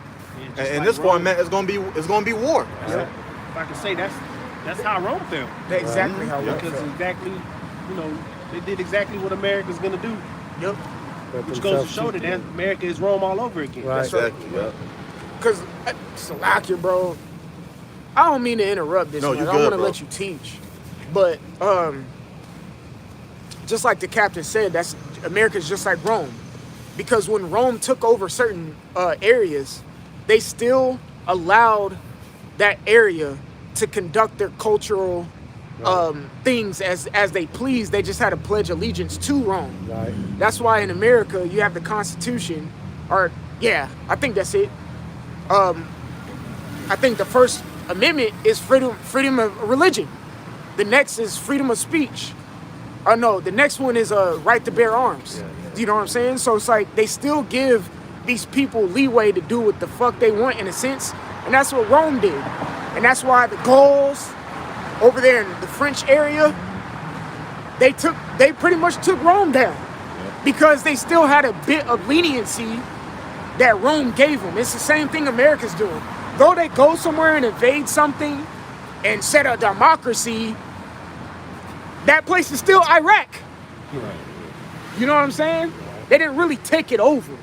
You know, they just set a dominance and brought democracy in it. Just like they set up the Mexican president, that bitch. Oh yeah. You know, set that bitch up. Yeah. You know what I'm saying? But it's still Mexicans. You know what I'm saying? And she's still popping shit towards America. You know, so it's like they still are stretched thin and things of that nature. You know, it's just like Rome. That's how Rome felt. They didn't truly they had a point of dominance, but it wasn't like a true dominance, like how Israel's about to dominate. Right. Going back to his true nature, he's just a vagabond. Yeah. Everywhere he go, he just fuck around and end up finding out. Yep, that's it. See, that's why the scriptures say we shall take the kingdom. These Romans and modern day Romans, they don't know how to take shit.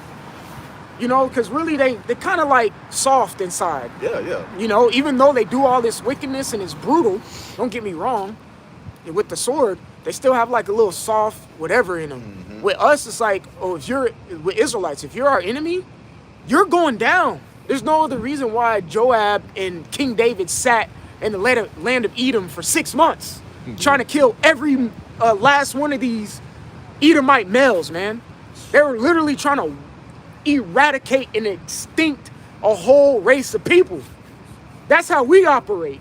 These motherfuckers don't operate like that. That's why there's always a slip in the crack with these Edomites. And that's why we gonna take the kingdom. Right. Because they letting us do this right here. Exactly. They're letting us do this right here, bro. That's wild. This is my kingdom. I see Edomite doing this shit.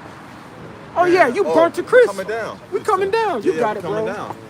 Yeah, and that lets you know too, the spirit and power of Yahweh Bahasham Yahweh is very much true. Instantly, when you said that, bro, I thought about Baruch, the 2nd chapter, how we're gonna be calling upon his name in our captivity, man. Right. Like he's letting us, and we're gonna do so, man. You know? So call on like Yahweh Bahasham Yahweh for that, man. This is a very, very beautiful thing. And it's also a reminder that we should just stay, man. Yeah. You know what I'm saying? It always feel good being out here. It always feel good getting into the scriptures, being amongst brothers. You know, preaching, chatting this dirty ass society down, man. Yeah. Cause we can't stand this shit, man. Why was the Lord so mad at Saul?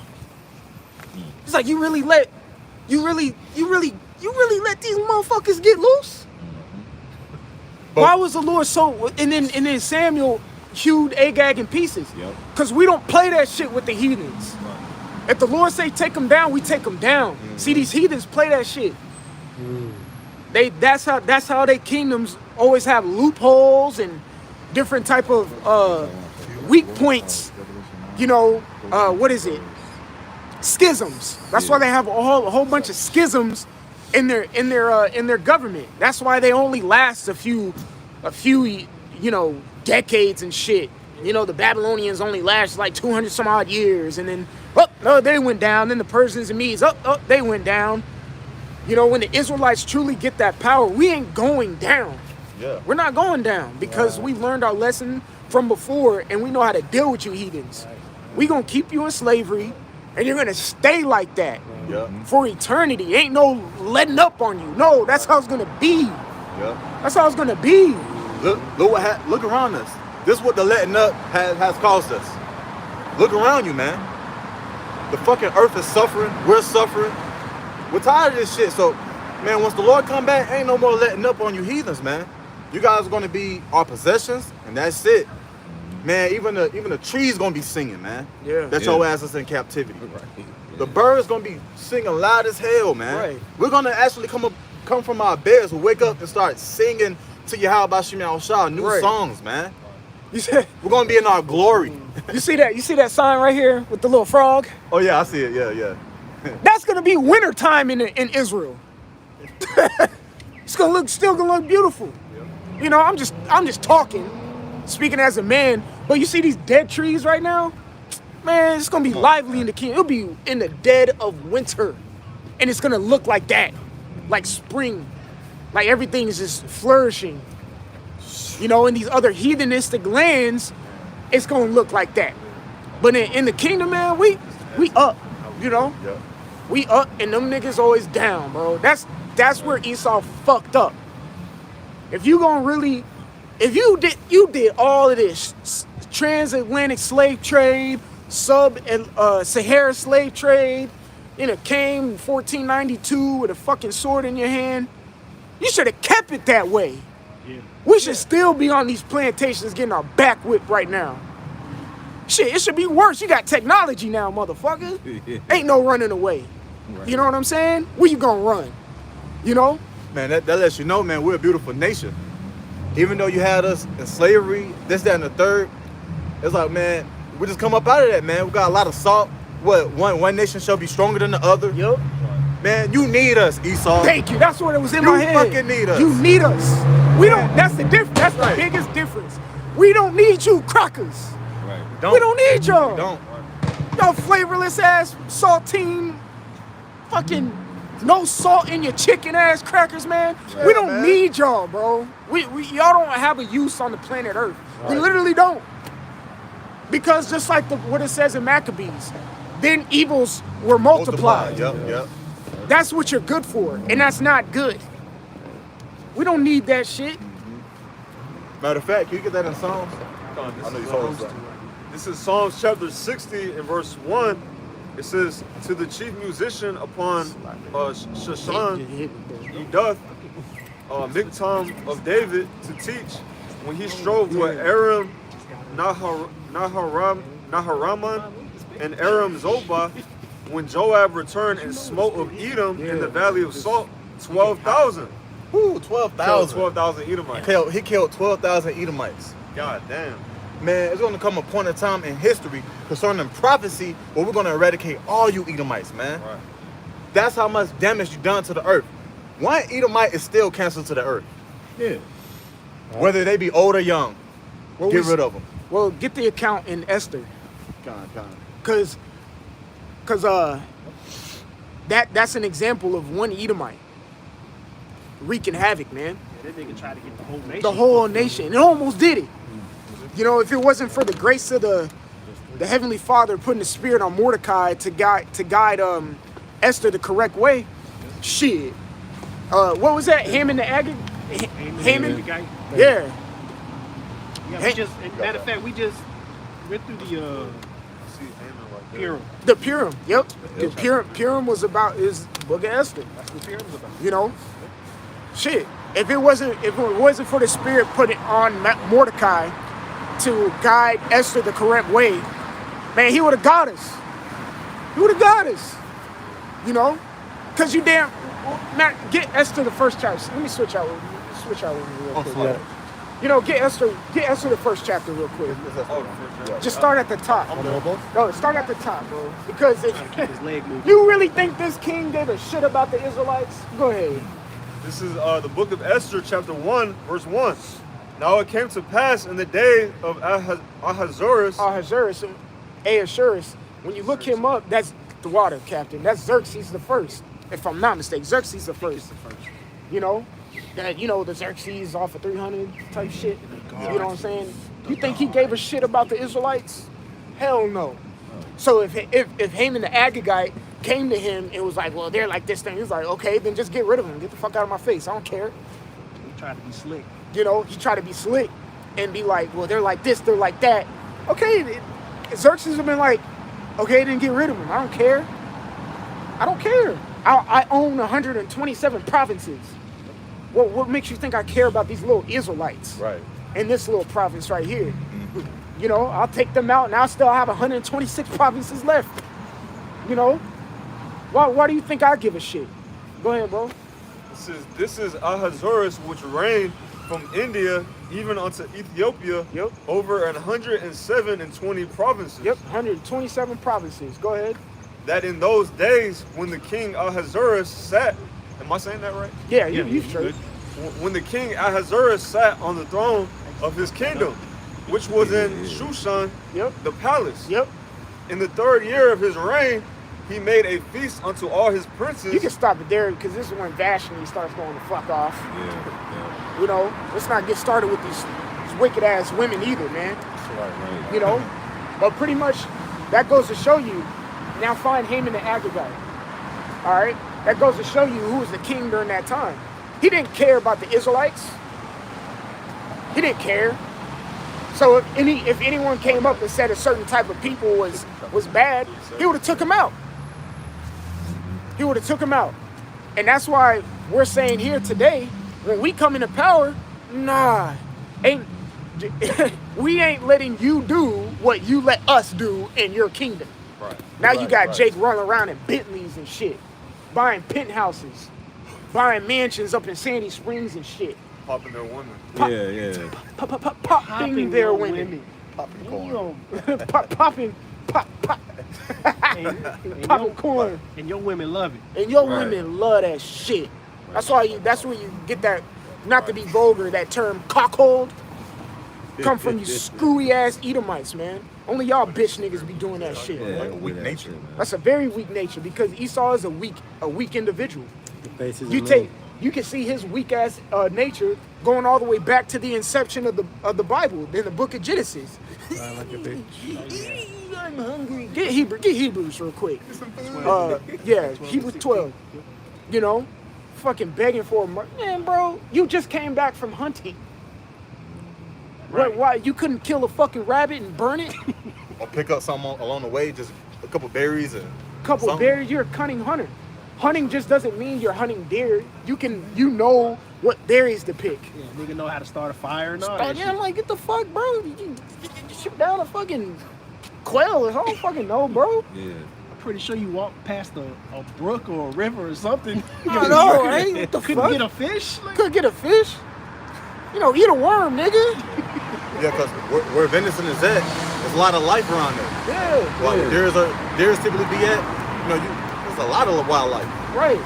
You know, just go get you something, playboy. Right. Go trout fishing. No, I'm sorry. He's too damn impatient to fish. Yeah. You know? He's too damn impatient to fucking fish, man. Get that. This is Hebrews 12, verse 16. Yep. It says, lest there be any fornicator or profane person as Esau. Get the word fornicate real quick in there. Let's break this verse down. The word fornicator is pornos. Oh, okay. Which is a Don't need to explain that. no? All right. Go ahead. Continuing on. Yep. Lest there be any fornicator or profane person as Esau, That's right. who for one morsel of meat. No, you didn't finish that definition of fornicate. Right? Oh, okay, so like it. No, you good, brother. Okay, Con, it says a man who prostitutes his body to another's lust for hire. See, that's more so, you got to think of that in the spirit. Well, no, fuck that. He be doing that shit too. Con, You know, because he's a carnal being, okay? And he'll do that for Satan. See? So any fornicator, any Satanist, right, like Esau, because that's what he is. All right, that's his power. That's his God. All right, go back and get go back to the verse. Reread it again. lest there be any fornicator or profane person. Get the word profane. I'm going to give you a synopsis of the word profane, and it just simply means outside the temple. Okay, so go ahead and get that. The word is babelos, and it's accessible or lawful to be trodden of places profane, unhallowed. So that means unsanctified. Right. He's not a hallowed person. He's not holy. So if you're not holy, you make yourself wide open to everything else and everybody else. Damn. That's exactly what Esau does. Right. You want to get a good example of how he's unholy? One great example is he's a identity thief. He's an identity thief. Okay? He can't be himself. Okay? That's profane. Right. That's not sanctifying. When we come into this truth, we get sanctified by learning who we are. Yeah. Well, no, that's me. That's me right there. I ain't no black man. Don't call me no black man. Right. Nigga. African American. Don't call me African American. I'm an Israelite. So us just simply claiming that makes us sanctified. That you are making yourself separate from what everybody else claims to be, Yeah, which makes you heterodox. just a few months ago, he was calling himself a fucking Native American. Right. Like, nigga. Damn. God damn. Really? Yeah, kids are technically, really, we were the first ones here on it. No, the fuck you This weren't, bro. motherfucker, man. And we Like, can bro. prove that with the Yeah. scripts. Well, Right. Scripture says he oppresses a man even in his heritage. He's Yep. trying to take from him. Yeah, exactly. You're not like us. Because he's not hollowed. He's not hollowed. He's profane. He Yeah. doesn't. Esau doesn't have a culture. Right. Matter of fact, someone get the word culture real quick. On the Let's see etymology or the. You can do etymology. Let's see what the word culture means. Yep, you got it, bro. This is the word culture. It says the tilling of land, act of preparing the earth for crops, Uh-huh.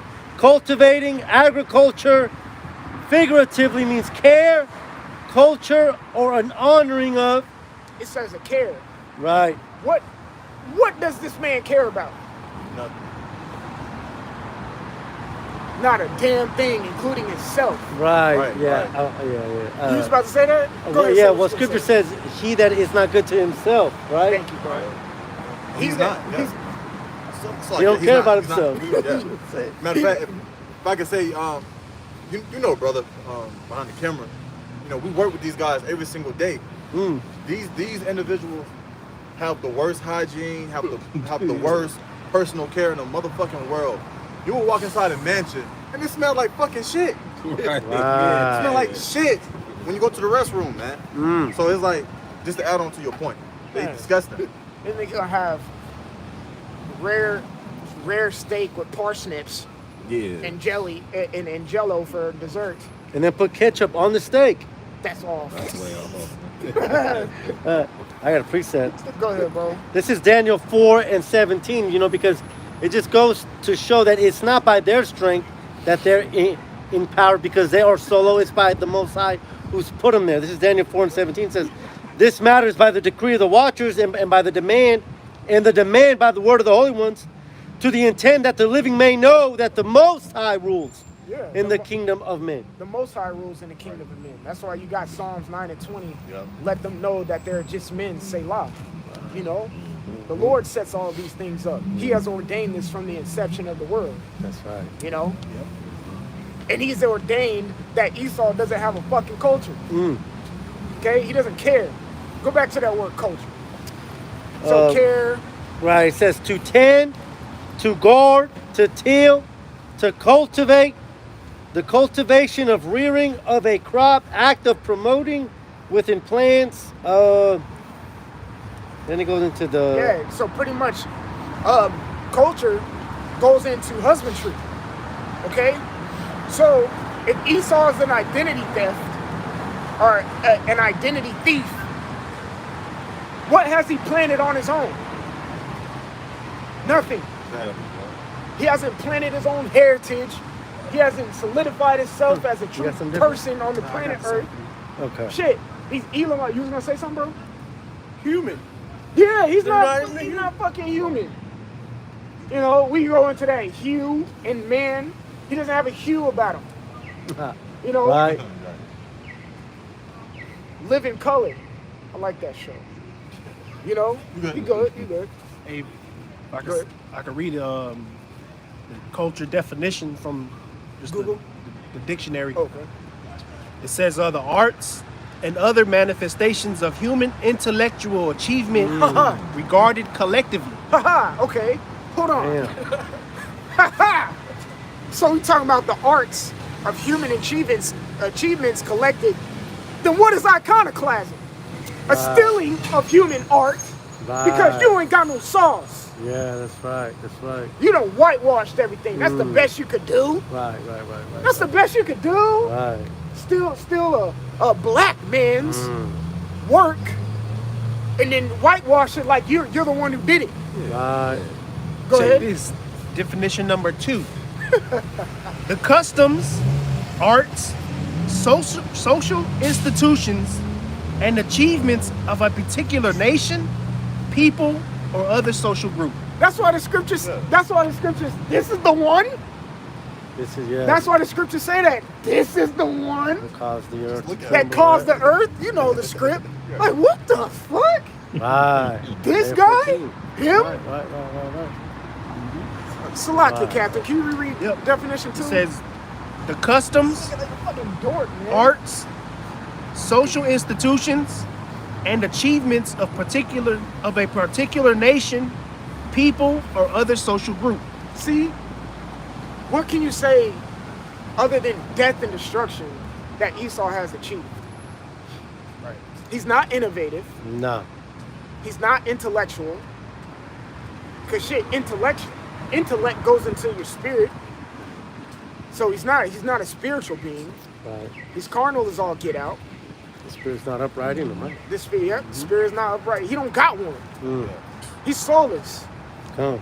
That's why in Revelation 18 and 13, which we read, it says they collected what? Souls of men, because they don't got one. Right. You got a precept? Oh yeah, come on. This is Ecclesiastes 1 and verse 14. Uh-huh. I have seen all the works that are done under the sun. Yep. And behold, all is vanity and vexation of spirit. Yep. That which is crooked cannot be made straight. That's right. And that which is wanton cannot be numbered. That's right. Yeah, man. First off, the vexation of spirit. Man, everything about this place is some type of level of fucking vex.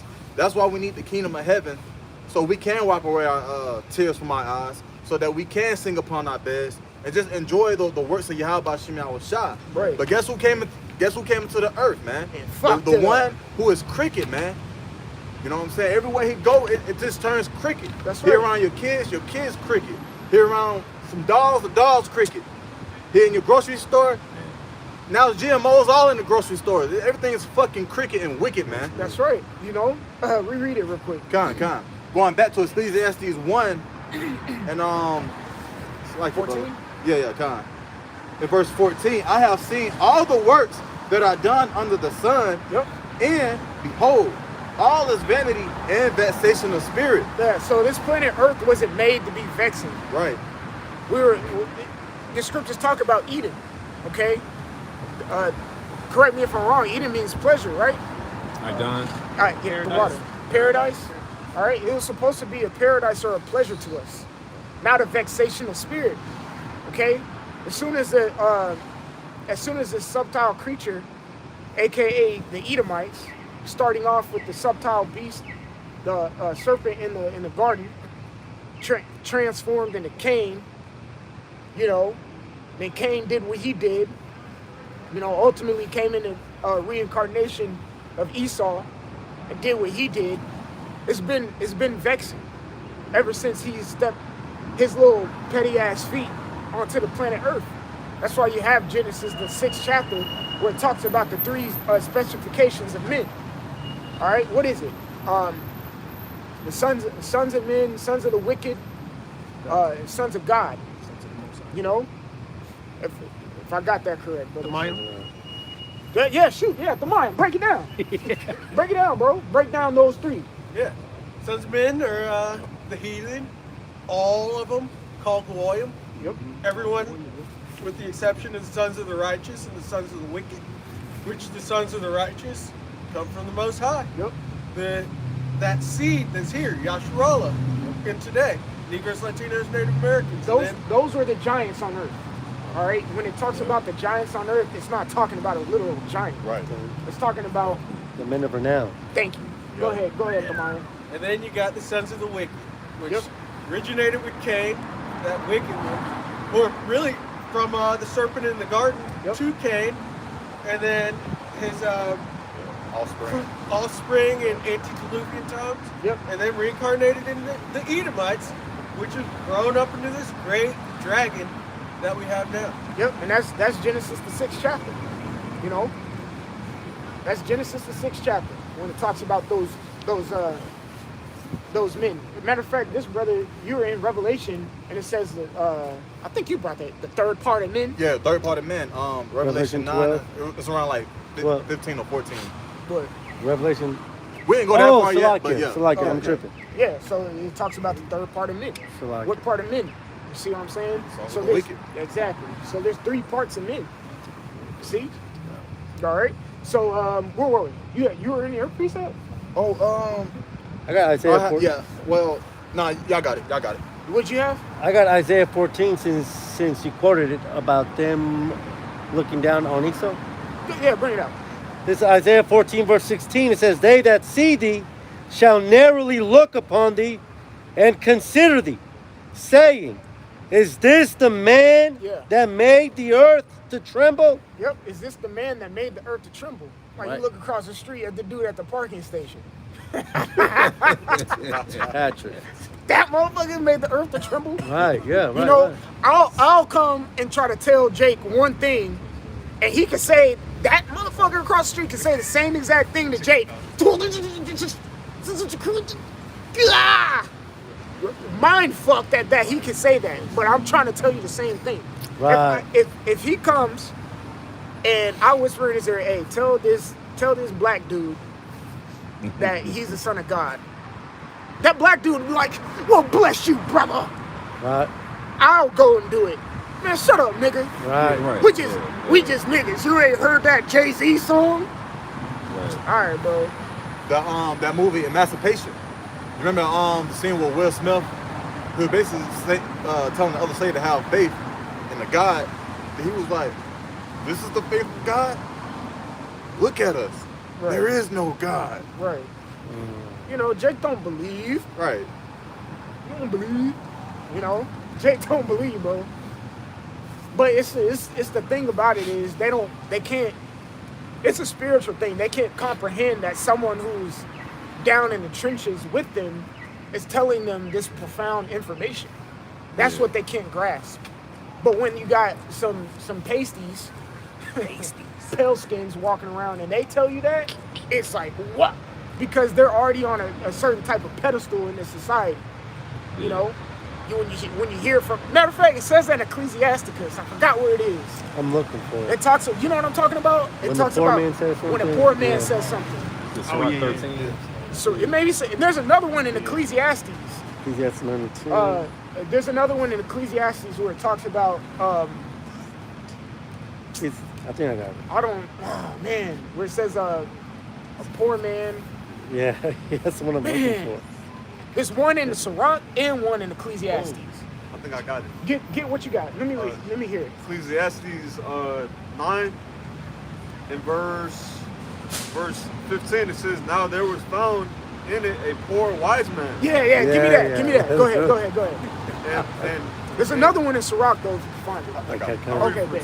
Go ahead, bro. Okay. Ecclesiastes 9 and 15. "Now there was found in it a poor wise man, Us. and he by his wisdom delivered the city. Yep. Yet no man remembered that same poor man." Why?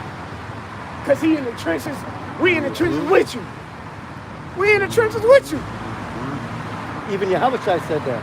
A prophet is without honor even in his own country. hometown. Yep, in his own country. See what I'm saying? That's why Paul said I was persecuted by my own countrymen. By my own people. Right. He had all this compassion towards his own people, but yet his own people was the one persecuting him. Right. Stephen was getting stoned by his own people. Right. Paul was getting thrown in jail and whatever, and sent up to Agrippa and all that, and Festus by his own people. Shit, he almost got Festus to believe before his people. That's wild work. Right. Yeah. Festus was like right there to Caesar. That's wild work. He almost got an eat of these, bro. Paul almost got Festus to believe, and he ain't even an Israelite. It's wild work. You know what I'm saying? Shoot, even you just take it to Yahushua. with Pilate. Oh yeah. Pilate was like, yeah, man, you just, At the end of the day, he was like, "You're a just man." you're a just man. But our own people couldn't see it. It'd be about, see, when it says Jacob's trouble, it's saying Jacob's trouble for a reason. Right. Because Jacob is the one who's going to bring trouble on their damn selves for just not believing. Right. All you had to do is believe. You know? Man. All you gotta do is believe. But let a white man say something. All over it. We're just talking on the side. Jake be fucking drooling over Elon Musk. Yeah. Don't know a damn thing about him. Don't know a damn thing about him. I think Pharrell and Lil Uzi Vert, they had a song I think called Neon or something. Yeah. And they mentioned that song, and they mentioned Elon Musk. Yeah. Like, you know, I'm gonna be like Elon Musk, like, y'all some niggas, Just bro. like musty niggas. Y'all just, they got the wrong idols. Right. They idolize the wrong individual, man. It's a little more on this. Yeah, please, I want to keep going on that. Verse 16. Uh-huh. It says, Then said I, wisdom is better than strength. Nevertheless, the poor man's wisdom is despised. Yep. And his words are not heard. And his words are not heard. That's it. Why, bro, we are, and get that, and there's more on that, right? Yeah. But hold that and go a chapter over in verse 6. Con. You know what I'm saying? Ecclesiastes 10. Ecclesiastes 10 and 6. Yeah. Folly is set in great dignity, Yep. and the rich sit in low place. And the rich sit in low places. Folly is set at great dignity. All right? Matter of fact, get the word dignity. I don't got my phone. Yeah, I got you, brother. Oh, come on. It's all right, bro. Dignity. This is the word dignity on the online etymon, and it reads, state of being worthy. Woo! It says worthiness, worth, worthy, proper, fitting. You know who's worthy in this society? The fucking Super Bowl. You know, Kendrick Lamar at halftime. You know, street beefs. Little nigger. You know, that's worthy. If you make six figures, that's worthy. Right. But it says what sit in low places? The rich. It says the rich. Who's really the rich though? We are. We are. The ones with the wisdom, knowledge, and understanding. The scriptures say it in Sirach. It's nothing for the Most High to make a poor man rich. I got the word rich too. Go ahead, bro. This is the word rich. It's the adjective. It says strong, powerful. Now, you can be rich with money, but it don't mean you're strong or powerful if you don't have no faith. But it says great, mighty, of high rank. It says since is now obsolete, wealthy. It says ruler, powerful, rich. Powerful, rich. It says king. It says to lead, rule. Some of these people who are in high positions, they was not set up to lead. Well, let me say this. A king, a good king, really doesn't care about riches. We read that with Solomon. He knew he had it, but he necessarily didn't care about it. That's why you just read it. It's all vanity and vexation of spirit. He understood when he passes away and moves on and has to give it to his son could fuck it all up, which actually happened. Which actually happened. He's like, so everything I just built, this 40 years of peace, means nothing. It means nothing. You know why it means nothing? Because we're not immortal right now. Right. If we're immortal, it means everything. Because we can keep it going, because we know we're doing it the right way. He's like, when I pass my riches, because the scriptures also say, I think in Ecclesiastes, you can't bring it to the grave. Right. You can't bring it to the grave. So all this, It's vanity. vanity. All the little big houses and cars and shit like that, it's vanity. Because you can't bring it with you, bro. Yep. A good king doesn't care about the riches. Right. A good king doesn't care about the riches. I highly recommend, this brother knows what I'm about to say, go watch that movie, The King. He didn't care about the riches. That shit was hard. He did not care about the riches. He cared about legacy. He cared about the people of his nation. Yeah. Integrity, dignity. Dignity. Yeah. He got in the mud, basically. I'm about to say that. Yeah, He got it out the mud fighting. His very first fight, he was basically like, man, let me step out here and like he just went He for was it. humble. Leap through faith, man. He didn't care. The riches just comes along with it. That's why we're poor sitting in a low place, but we have the riches of wisdom. everything else will follow. Because when we get in the kingdom, I'm not going to say that we're not going to care, but it's going to be like, you know, that's what's up. But call all Yahweh Shem Yahweh Shai. That's why we're going to be praising him for eternity. It's like, that's cool. We got the women, we got the gold, we got the chains. We look dapper. Right. We look good. But, you know, like the water. That's what we're really going to care about. But the Lord, Yahweh Yahweh Shai. That's what we're really going to care about. Everything else just came along. A good king doesn't give a shit about the money. They don't give a shit about the money. They care about the people. They care about how they conduct themselves, the characteristics, the adjectives that are used to describe them, their integrity, things of that nature. That's what they care about. Yeah. Like I say, like in that movie too. Remember, at first he didn't want this. He didn't want it. He didn't want it, right? But then what happened? His brother died. His brother died. His dad had let his brother get killed because he knew his brother wasn't built like that. He wasn't. Yeah, he wasn't. So he died, and he came back, and he became that king. Yep. But also too, he ended up killing the guy that started that whole shit. Yeah. When he found out what he did. Yep. Yeah. Which shows the integrity. Yep. You know what I'm saying? Which he valued his family. He valued the legacy, like you were saying. Like, man, this nigga here. Yep. Did all this shit. When he was standing on top of the had the little boy in the the room. boy in the room. Yeah. He was on his ass. He was like, okay, you was the one. Oh yeah. Because if I'm not mistaken, that whole war and everything that he did was all for naught because of what that guy did. Yeah. So he was like, I went and took over all of this shit off of your fucking lie. Off of your lie. I did all that bloodshed off of your lie. Man, killed. He said, slap.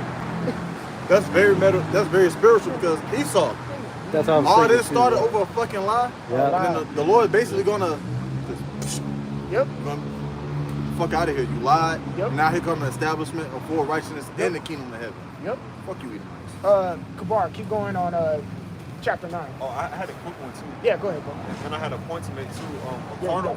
You mentioned Solomon, his son, might messed everything up. A carnal example of Marcus Aurelius. You know, a lot of brothers bring out his quotes. His son, I think Commodus. Yep. He messed up everything. Like when he got in there. It shows in that movie the Gladiators. Yep. But this 1 and 2. 2 is trash, bro. Didn't watch it. You don't need to. This is if you're bored one day. I doubt it. Go ahead, bro. It's a quick one. Psalms 39 and verse 6. It says, "Surely every man walketh in a vain show. Woo. Surely they are disquieted in vain. He heapeth up riches and knoweth not who shall gather them." Woo. It's like you did all that work just for your son to mess everything up. You heap up riches, and it says what? You heap up riches and don't know who gathers them. Yep. See, you do all this. You that's why the scriptures say what, man? Why did Yahweh Shai tell us that?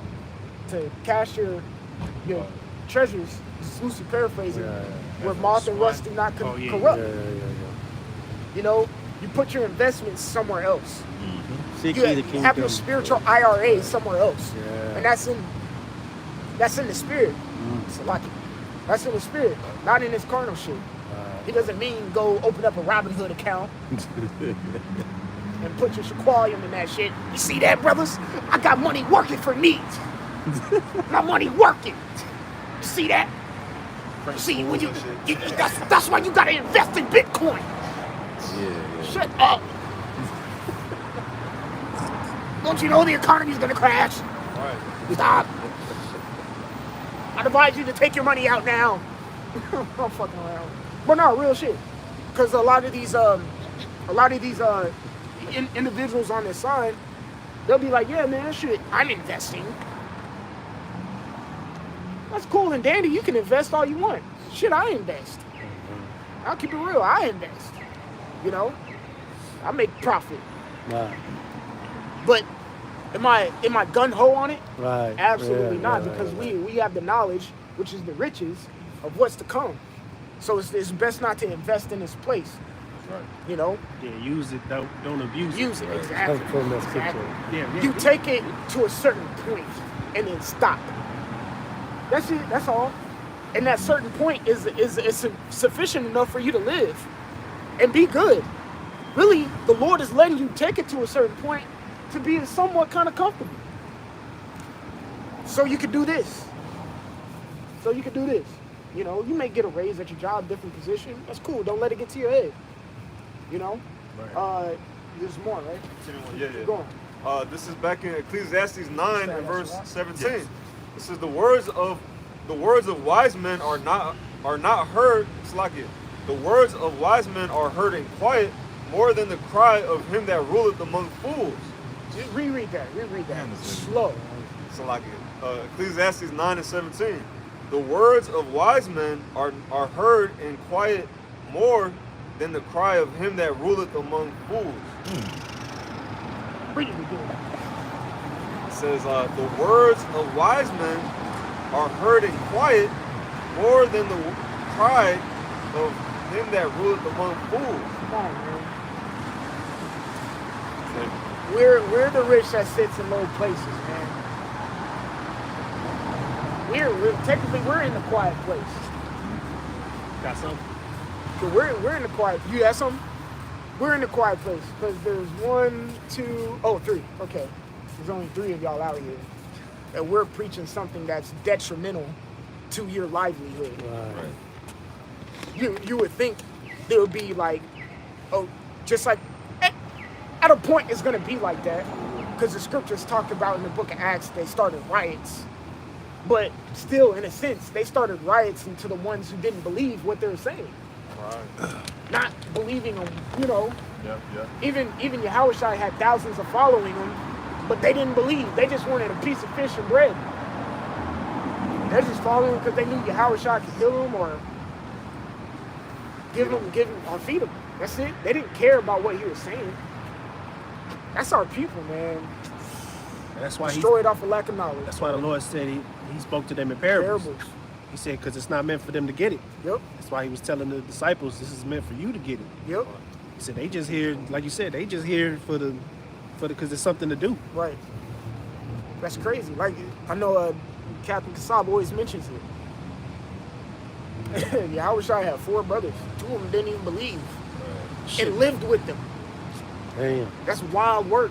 That's heavy. And you know what's funny? I just thought about this. They probably was with him when he was 12 years old and they went to Jerusalem and he disappeared for them, 3 days or something? Mm-hmm.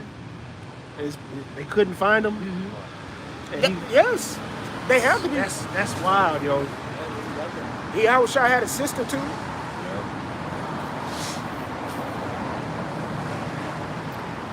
That's wild work. You got a precept first? This is Ecclesiastes chapter 10, verse 30. It says, the poor man is honored for his skill, and the rich man is honored for his riches. He that is honored in poverty, how much more in riches? Woo. And he that is dishonorable in riches, how much more in poverty? Damn. That's why you see when these celebrities go down, people be hating on them. Finally, you went down, did it, because they were arrogant pricks when they were up. And then they lose everything. Everybody, it's satisfying to see when they go down. You know? But you gotta, like that one movie that Will Smith was in, Pursuit of Happiness. Oh, yeah. Pursuit, he didn't have shit. He didn't have nothing, and he finally came up on something. It's more satisfying to see that. Right. You see what I'm saying? Than here, you know, Trump made a statement. I started off with nothing. My father only gave me $1 million to work with. What? Nigga. And that was back My in the first 90s. job was at AMC Theater. Wasn't that like in the 70s or 80s? What are you talking about? That's like, with like He only gave me $1 million. $1 million. Poor guy. Million. Damn, I feel bad for him. It's like, yeah, damn, he got it out the mud. He got it out the fuck? big time there. Golly, go look that up. He made that statement. I started off with nothing. Just $1 million? Okay. My father only gave me $1 million. I was like, That's a whole lot of nothing. I didn't even get allowance. Allowance? My dad, I said, Dad, personal quick testimony. I was like, Dad, I want to drive. He's like, oh, okay. You got to get a permit. I was like, yeah, can you help me? Yeah, go get a job. Yeah, that's my dad. You could go pay for driving school. I was like, fuck. I went and got a job, paid for driving school, and got my shit. I only started off working at AMC. See, when motherfuckers like that go down, like DJ Trump, call all y'all about Shimmy Shai. It's good to see, because he's an arrogant prick. Right. When men like us get to come up, you know, like if I see Captain Kassab do a miracle, I'm happy for him. Cause man, damn, we done seen all of us, everyone here, we done seen each other go through something. Right. It's like, damn, man, he deserved that. Or, man, I'm happy the Lord found it fitting for him to get that. The Lord saw him worthy or deserving to conduct this miracle. Because hey, I'm gonna say this too. When men start conducting miracles, it's gonna be men. How come that wasn't me? You know, I'm just speaking in general. I'm not saying it's anybody here. You know what I'm saying? But it's gonna happen. It's gonna happen. We saw Judas. We saw other men with that covetous spirit. You know. So hey, that shit happens. You got more, Captain? I got another one. It's a quick one. This is Ecclesiastes 13 and 23. It says, when a rich man speaketh, every man holdeth his tongue. And when look, Elon Musk says some dumbass shit, Right. or another Kanye West comes out with a song, Skippy Dee Boo, Boopy Dee Scoop, Scoopy Dee Boopy Dee Goo, Fire. Top 10, Billboard Top 100. What? What? Scoopy Dee Poop. That's dignity right there. That's folly. Set at high dignity, man. He got praise behind that. That was some wild shit. He came out with Scoopy Dee Poop, and that shit hit top 10. did it really? I'm talking shit. Oh, okay. No, I think it did actually. Someone look it up. Was it? Oh, that was on that Donda album. Yeah, on that Donna. He did that because Drake wanted that beat, so he shit on it, literally. What a nigger. That's some petty shit. Niggas is petty, man. Go Ain't ahead, gonna be bro. none of this petty shit in the kingdom. Oh, absolutely not. Unless we're fucking with these heathens. Oh yeah. We gonna find ways. Let me see what you know how they say they can't. They don't sleep until they They do don't some sleep mischief. till do some mischief. We wake up thinking about what the fuck I'm gonna do to y'all today? How can I righteously fuck you up? How can I righteously fuck you up? But Go ahead, bro. it says back in Ecclesiastes 13 and 23, it says, when a rich man speaketh, every man holdeth his tongue. And look, what he saith, they extol it to the clouds. But if the poor man speaks, they say, what fellow is this? Like, who is this guy? Who is this guy saying? Who is this guy saying the missiles are going to be destroying America? Right. Who is it? Jacob's what? Right. Don't take the hump. Right. You know what I'm saying? But Elon Musk Neuralink come out. You know what? I'll highly consider doing that. Like what? It's a wild work, man. Go ahead. It says, and if he stumble, they will help to overthrow him. Yep. Look, the poor man, right? Yeah.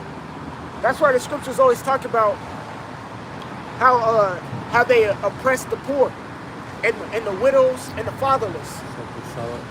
Solomon 2. Yep.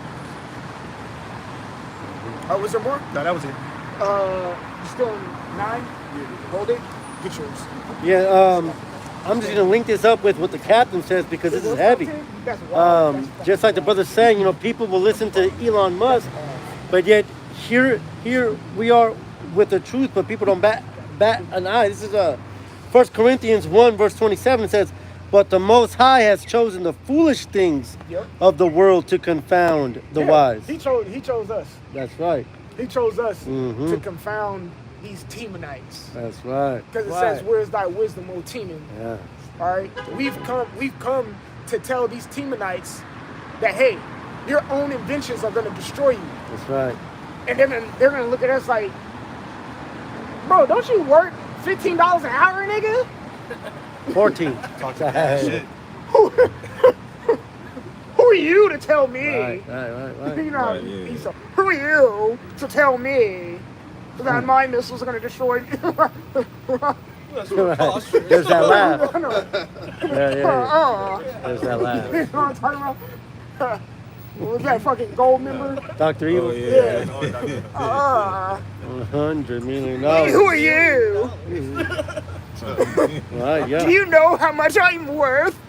Mhm. Drinking with his pinky out, drinking his blood with his pinky out. Right. Like, come on now. When the scripture, man, someone get that in the Gospels. You should be brought to the princes in the synagogues. Loosely paraphrasing. Someone get that. I want to get this real quick. We'll go back to that.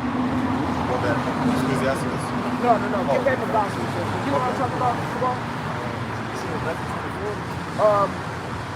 Take. Is it take no thought or what? Somebody should be brought up to the synagogues. I got it. Go ahead. This is Mark 13, verse 9. But take heed to yourselves, for they shall deliver you up to councils, and in the synagogues ye shall be beaten, and ye shall be brought before rulers and kings for my sake. Yeah, see, you shall be beaten. Gear your minds. But hey, screw it. I'm gonna say this too. Gear your body too. Get in that weight room. You know, do some push-ups. this dumbass exhibit song. I think. Mine, right. Nah, it's not that. It's I forgot what it's called. Oh. No, not that one. Okay. But exhibit, he was like, no, it's the song "Concentrate." Oh, that song was so bad. I didn't even like, know that concentrate, concentrate. But in that song, he was like, lift some weights, eat some steak. Oh. I'm like, hey, real shit, bro. Song, yeah. But not real shit. Real shit. Yeah. Yahweh Shai,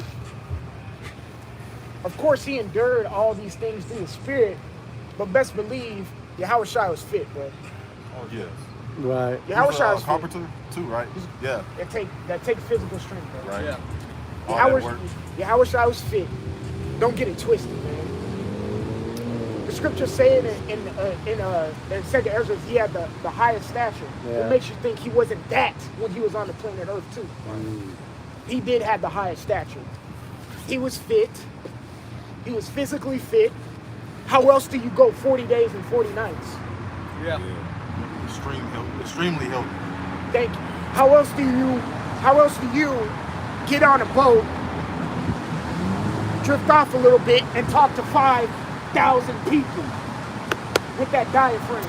Damn. Get the fuck out of here. Right. You're not gonna sit in here and tell me Yahweh Shai wasn't fit. Right. Yahweh Shai was fit, bro. Right. Yahweh Shai was fit. The scriptures say, what? I think it's in Corinthians, but little bodily exercise profited little, man. Oh, yeah. Thank you. You know how heavy them things are when you look it up? 300-400 Up pounds. Golgotha. After he was beaten. After he was beaten, what she told us right here, you will be beaten. That's why I'm getting in the weight room. Do a little bit of running. Do a little push-ups. You got some dumbbells. You know, get it in a little bit. You notice how two little Judite boys, like babies, Yep. they usually born more. Yep. That's Yep. true. More defined. Yeah. You be like, damn, the little nigga swole as hell. Right. Judah in general is like that. Yeah, man. that's what I'm saying. Like, 15 push-ups and they're swole. I'm like, yep. Yep. Hey man, we a different breed. That's true. Black people, different breeds. That's right. Straight up. Mhm. That's why when these Edomites were beating on Yahushua, they were fucking confused. What? He still ain't going down?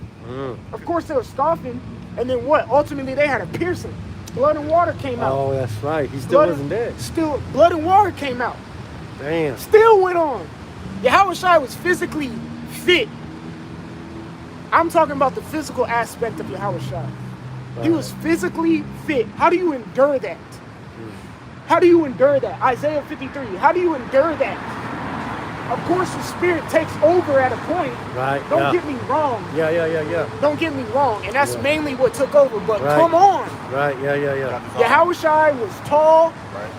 Probably had the nice woolly white beard. Shit, he was probably very intimidating looking. Just like he had that look, like the fucking man.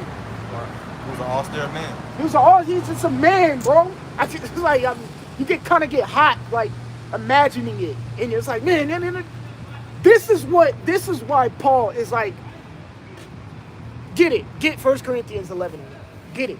This is why Paul said these. This is why Paul said that. I got you. And Paul was a renowned man, bro. Paul was that dude getting bit by serpents, not feeling a thing, just casting it back in the fire. Out in the sea, shipwrecked. Paul was that guy, bro. And he was like, I've been through all of that because I look up to Yahweh. That's right. You don't think the prophets, you don't think the apostles and the disciples, they was in shape. Cause they had to go through something too. Peter had to go in jail. You think they fed him? Fuck no. He was at the bottom of the jail. Stephen got stoned and didn't feel nothing in the spirit, bro. You think he was out of shape? I'm not sitting here saying you have to have a fucking 6-pack. You know what I'm saying? And, Right. and Yeah. pecs of steel. You know, but do a push-up or two.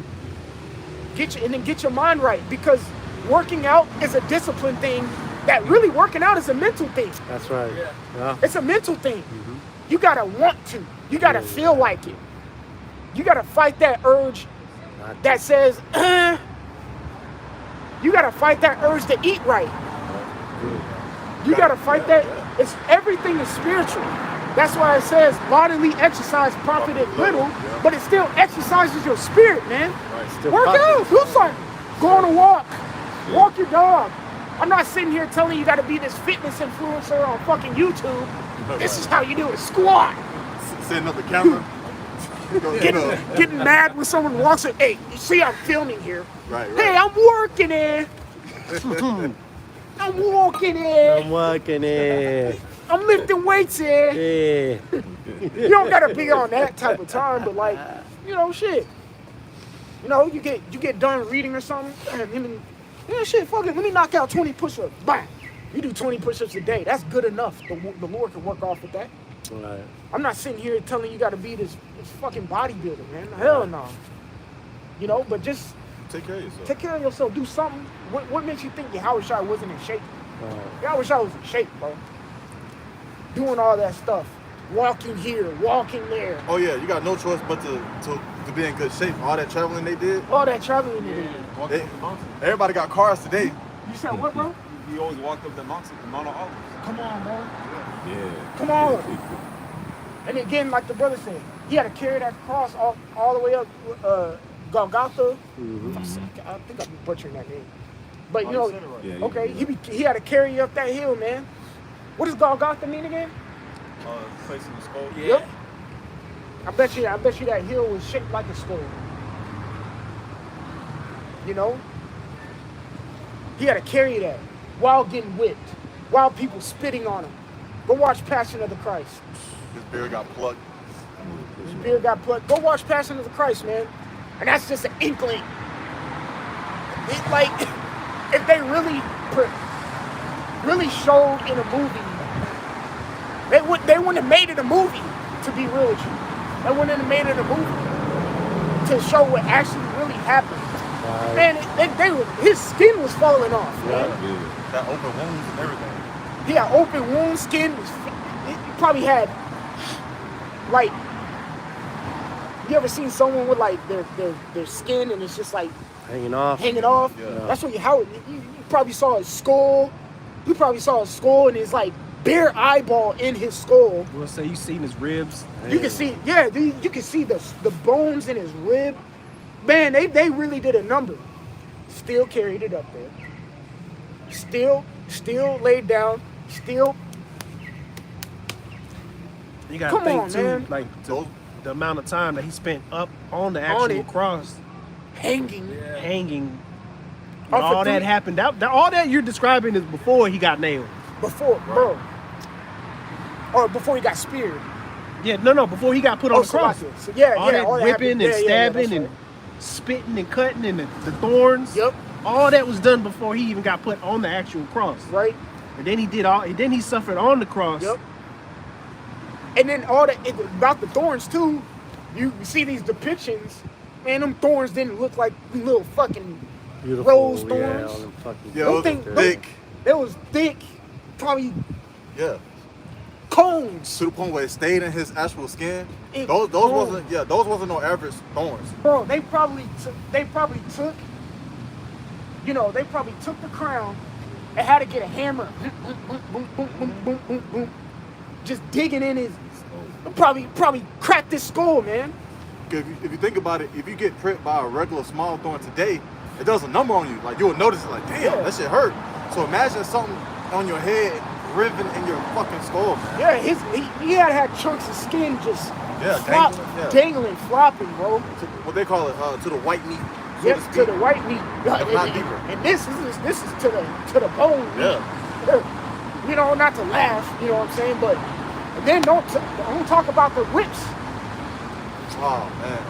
The whips that he got, bro. Man, y'all, I know I always push this, like, and there was one point when I was early in the truth, I'm still in. Well, when I first got the truth, where I read Isaiah 53rd chapter every single day, just to really understand better of what Yahushua went through, and what, because we complain. Then you read that and it's like, okay, Right. you know what I'm saying? Yeah. Don't get me wrong, the scriptures do say complain. We are to complain. Fuck this place. You know what I'm saying? But it's like when you, damn, am I really going through something?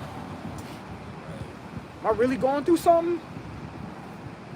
You gotta read that Isaiah 53, man. Yahushua went through something for us so we can be by him in the kingdom. We gonna see what his body look like. We're gonna see what his body look like according to scripts. We gonna see what it look like. When we get to the kingdom, we gonna see. And all those imaginations that we're gonna want to do to Esau right now is gonna be amplified times 100. Once we really do see it. Oh, y'all did what? Y'all did this? Go, finish the Corinthian precept off first. Hold that. I want to finish. Go get that. 1 Corinthians 1:27, the second half, it says, and the Most High has chosen the weak things of the world to confound the things which are mighty. Yep. And that's where we come into play. We're confounding the big bad wolf. That's right. We're shaking the fist. You know, we're the three little lambs against the big bad wolf. Right. Okay? And we're you know, that's why I wanted to bring out that and Mark that you read, Mark 13:9. Finish that off real quick. You know? Because we're the ones. We're the, oh shit. Our backs hurt. You know? Got holes in our socks, boogers in our nose and shit. Second. Pay a fucking arm and a leg for rent for a 1-bedroom apartment. Bull crap, man. We the ones who go through this. We the ones who gonna come up and tell you your judgment.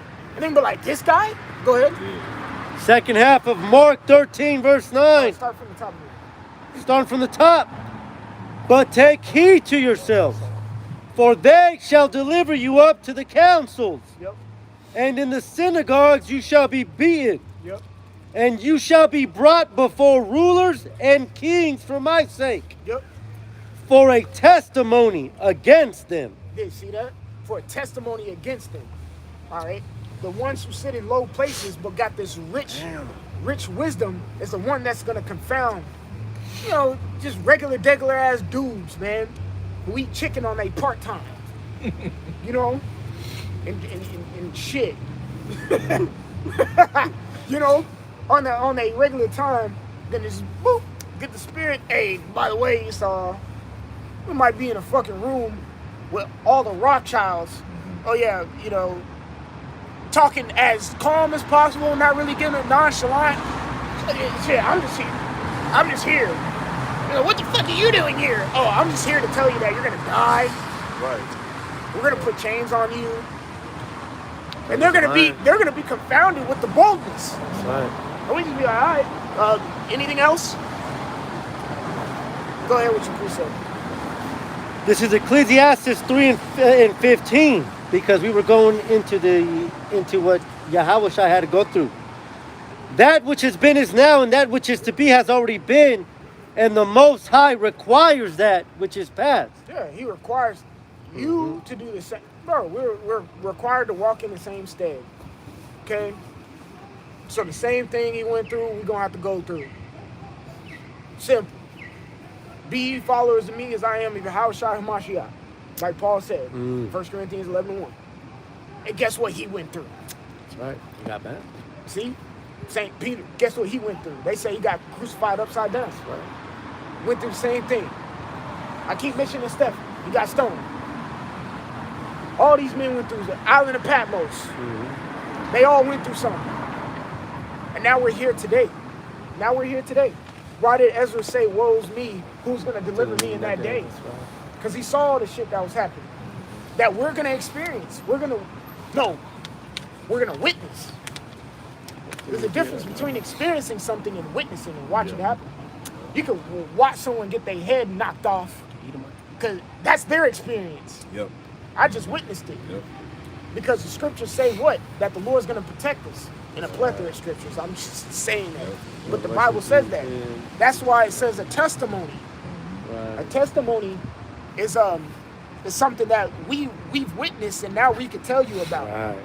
Right. Just like we've witnessed the grace and the mercies and we've witnessed Yahweh Shai's spirit. Now I can have a testimony of the spirit of Yahweh Shai getting me out of this predicament, getting me out of that predicament. I can tell you about Yahweh Shai. I have a testimony now. Right. You see what I'm saying? Only the men could carry that testimony. Right. And tell you about that testimony. But we've been a witness to it. We've been a witness to the power of Yahweh Bashim Yahweh Shai. You know? Okay. This is 1 Peter 5 and verse 9. Whom resist steadfast in the faith, knowing that the same afflictions are accomplished in your brethren that are in the world. Yep. The same afflictions are accomplished by the brethren. We all going through something. Yep. What's the scripture say?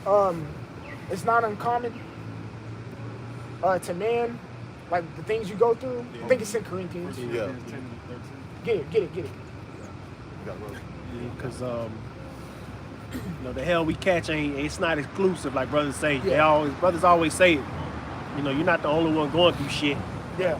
It's not your hell. It's just hell. It's just hell. That's it. It's just hell. It's just the difference when it comes to it is everybody's going through it in vain because they're not witnesses and they don't hold the testimony. So whatever they're going through is in vain. Right. What we're going through is for our betterment. That scripture I read in the Psalms where it said he heaped the riches and knoweth not who shall gather them. Yeah. It said they are disquieted in vain. So they're bothered in vain. When we're bothered because we hate wickedness. Right. We hate this wicked ass society and it bothers us. But when these people get bothered, it's in vain. That's right. Yeah, that's the spirit. Because I was talking to the elder Albie yesterday. Was it yesterday or the day before? And I was basically telling them the same thing. I was like, these people, they're bothered by righteousness. Right. Literally. They're shamed. They may not say it, but you can tell. Yep. It's like you go to your family's house, right? And they already know what you don't eat.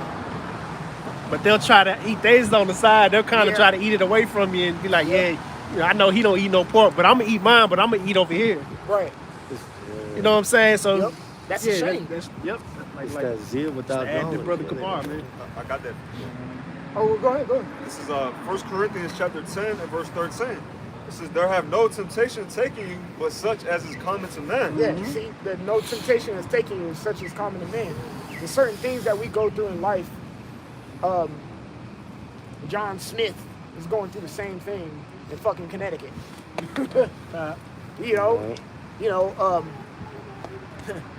Alicia in fucking Chicago hate her fucking boss too. Yeah. Robert in Colorado got a flat tire just like your ass did. Right. It's just the difference is he's going through that shit in vain. Yeah. We're going through that for betterment and understanding, like, damn, man. Because when we go through it, we automatically what? Go to the Lord. Right. That's the difference. They don't go to nobody. They go to AAA. and Safe Life Repair. Safe Life Repair. Safe Life Repair. They go to that. Then that shit at the end. Alright, bro. Yeah. That's what they go to. Yeah, damn, we got pain in our knee. Right. We go get anointed. They go to Mr. Falsify, the doctor. Yeah. You see them Grady fucking billboards? Grady saved my life. Yeah. Right. What? I wouldn't be here without Grady. That's some vain ass shit. Just asked out the Lord like. Ain't that some vain ass shit? Yeah, it is. Yeah. Grady saved my life. Right. Grady. You know what they did? You know what Grady did? They injected me with poison and said it was good. That's what they did. I was just trying. Okay, good. Hold on, man. What did he say? All right, shit. Let's get this last precept and we close up. Did they say close at the time? Though? They closing out, so we're gonna close out too. All right, man. I guess we want to finish this. Yeah. Did they say close? Get the trash. It says, reading it again, it says, there have no temptation taken you, but such as is common to man. But the Most High is faithful, who will not suffer you to be tempted above that ye are able. Yep. Above that, you are able. He's gonna take you to your limit, but he's not gonna. Because scriptures say that the Lord doesn't tempt. He says he knows our frame also. Yeah. He knows we can take. And then also too, you got to go into the parables. He knows how much faith he's given you too. When it talks about the parable of the pound and things of that nature, he knows how much he gave you. So he's not gonna overdraft you like Esau does. Well, now you got to overdraft fee because you're lacking faith. Now I'm gonna have to charge you extra. You know, More than low position. That's wicked. yeah, he doesn't do that. You know. So, did you have any closing precepts or? Oh, no, I didn't. I got one. Go ahead, bro. Really quick, just because Yeah, quick. we all have to go through the hell, but this is Galatians 6 and 17. We're not going through it without salvation. This is, from henceforth let no man trouble me, for I bear in my body the marks of the Lord Yahushua. And when you go into the word mark, is charagma, which we know one of the definitions is the branding. So when all this hell breaks loose, we're branded with that thawah per se. We hope to be of that number so that, That's it. So with that, when we give all glory, honor, and praises to Yahweh, Hashem, Yahushua, Hashem, Kakadash. double honors to the apostles and elders. Until the next time, we'll say shalom. Shalom.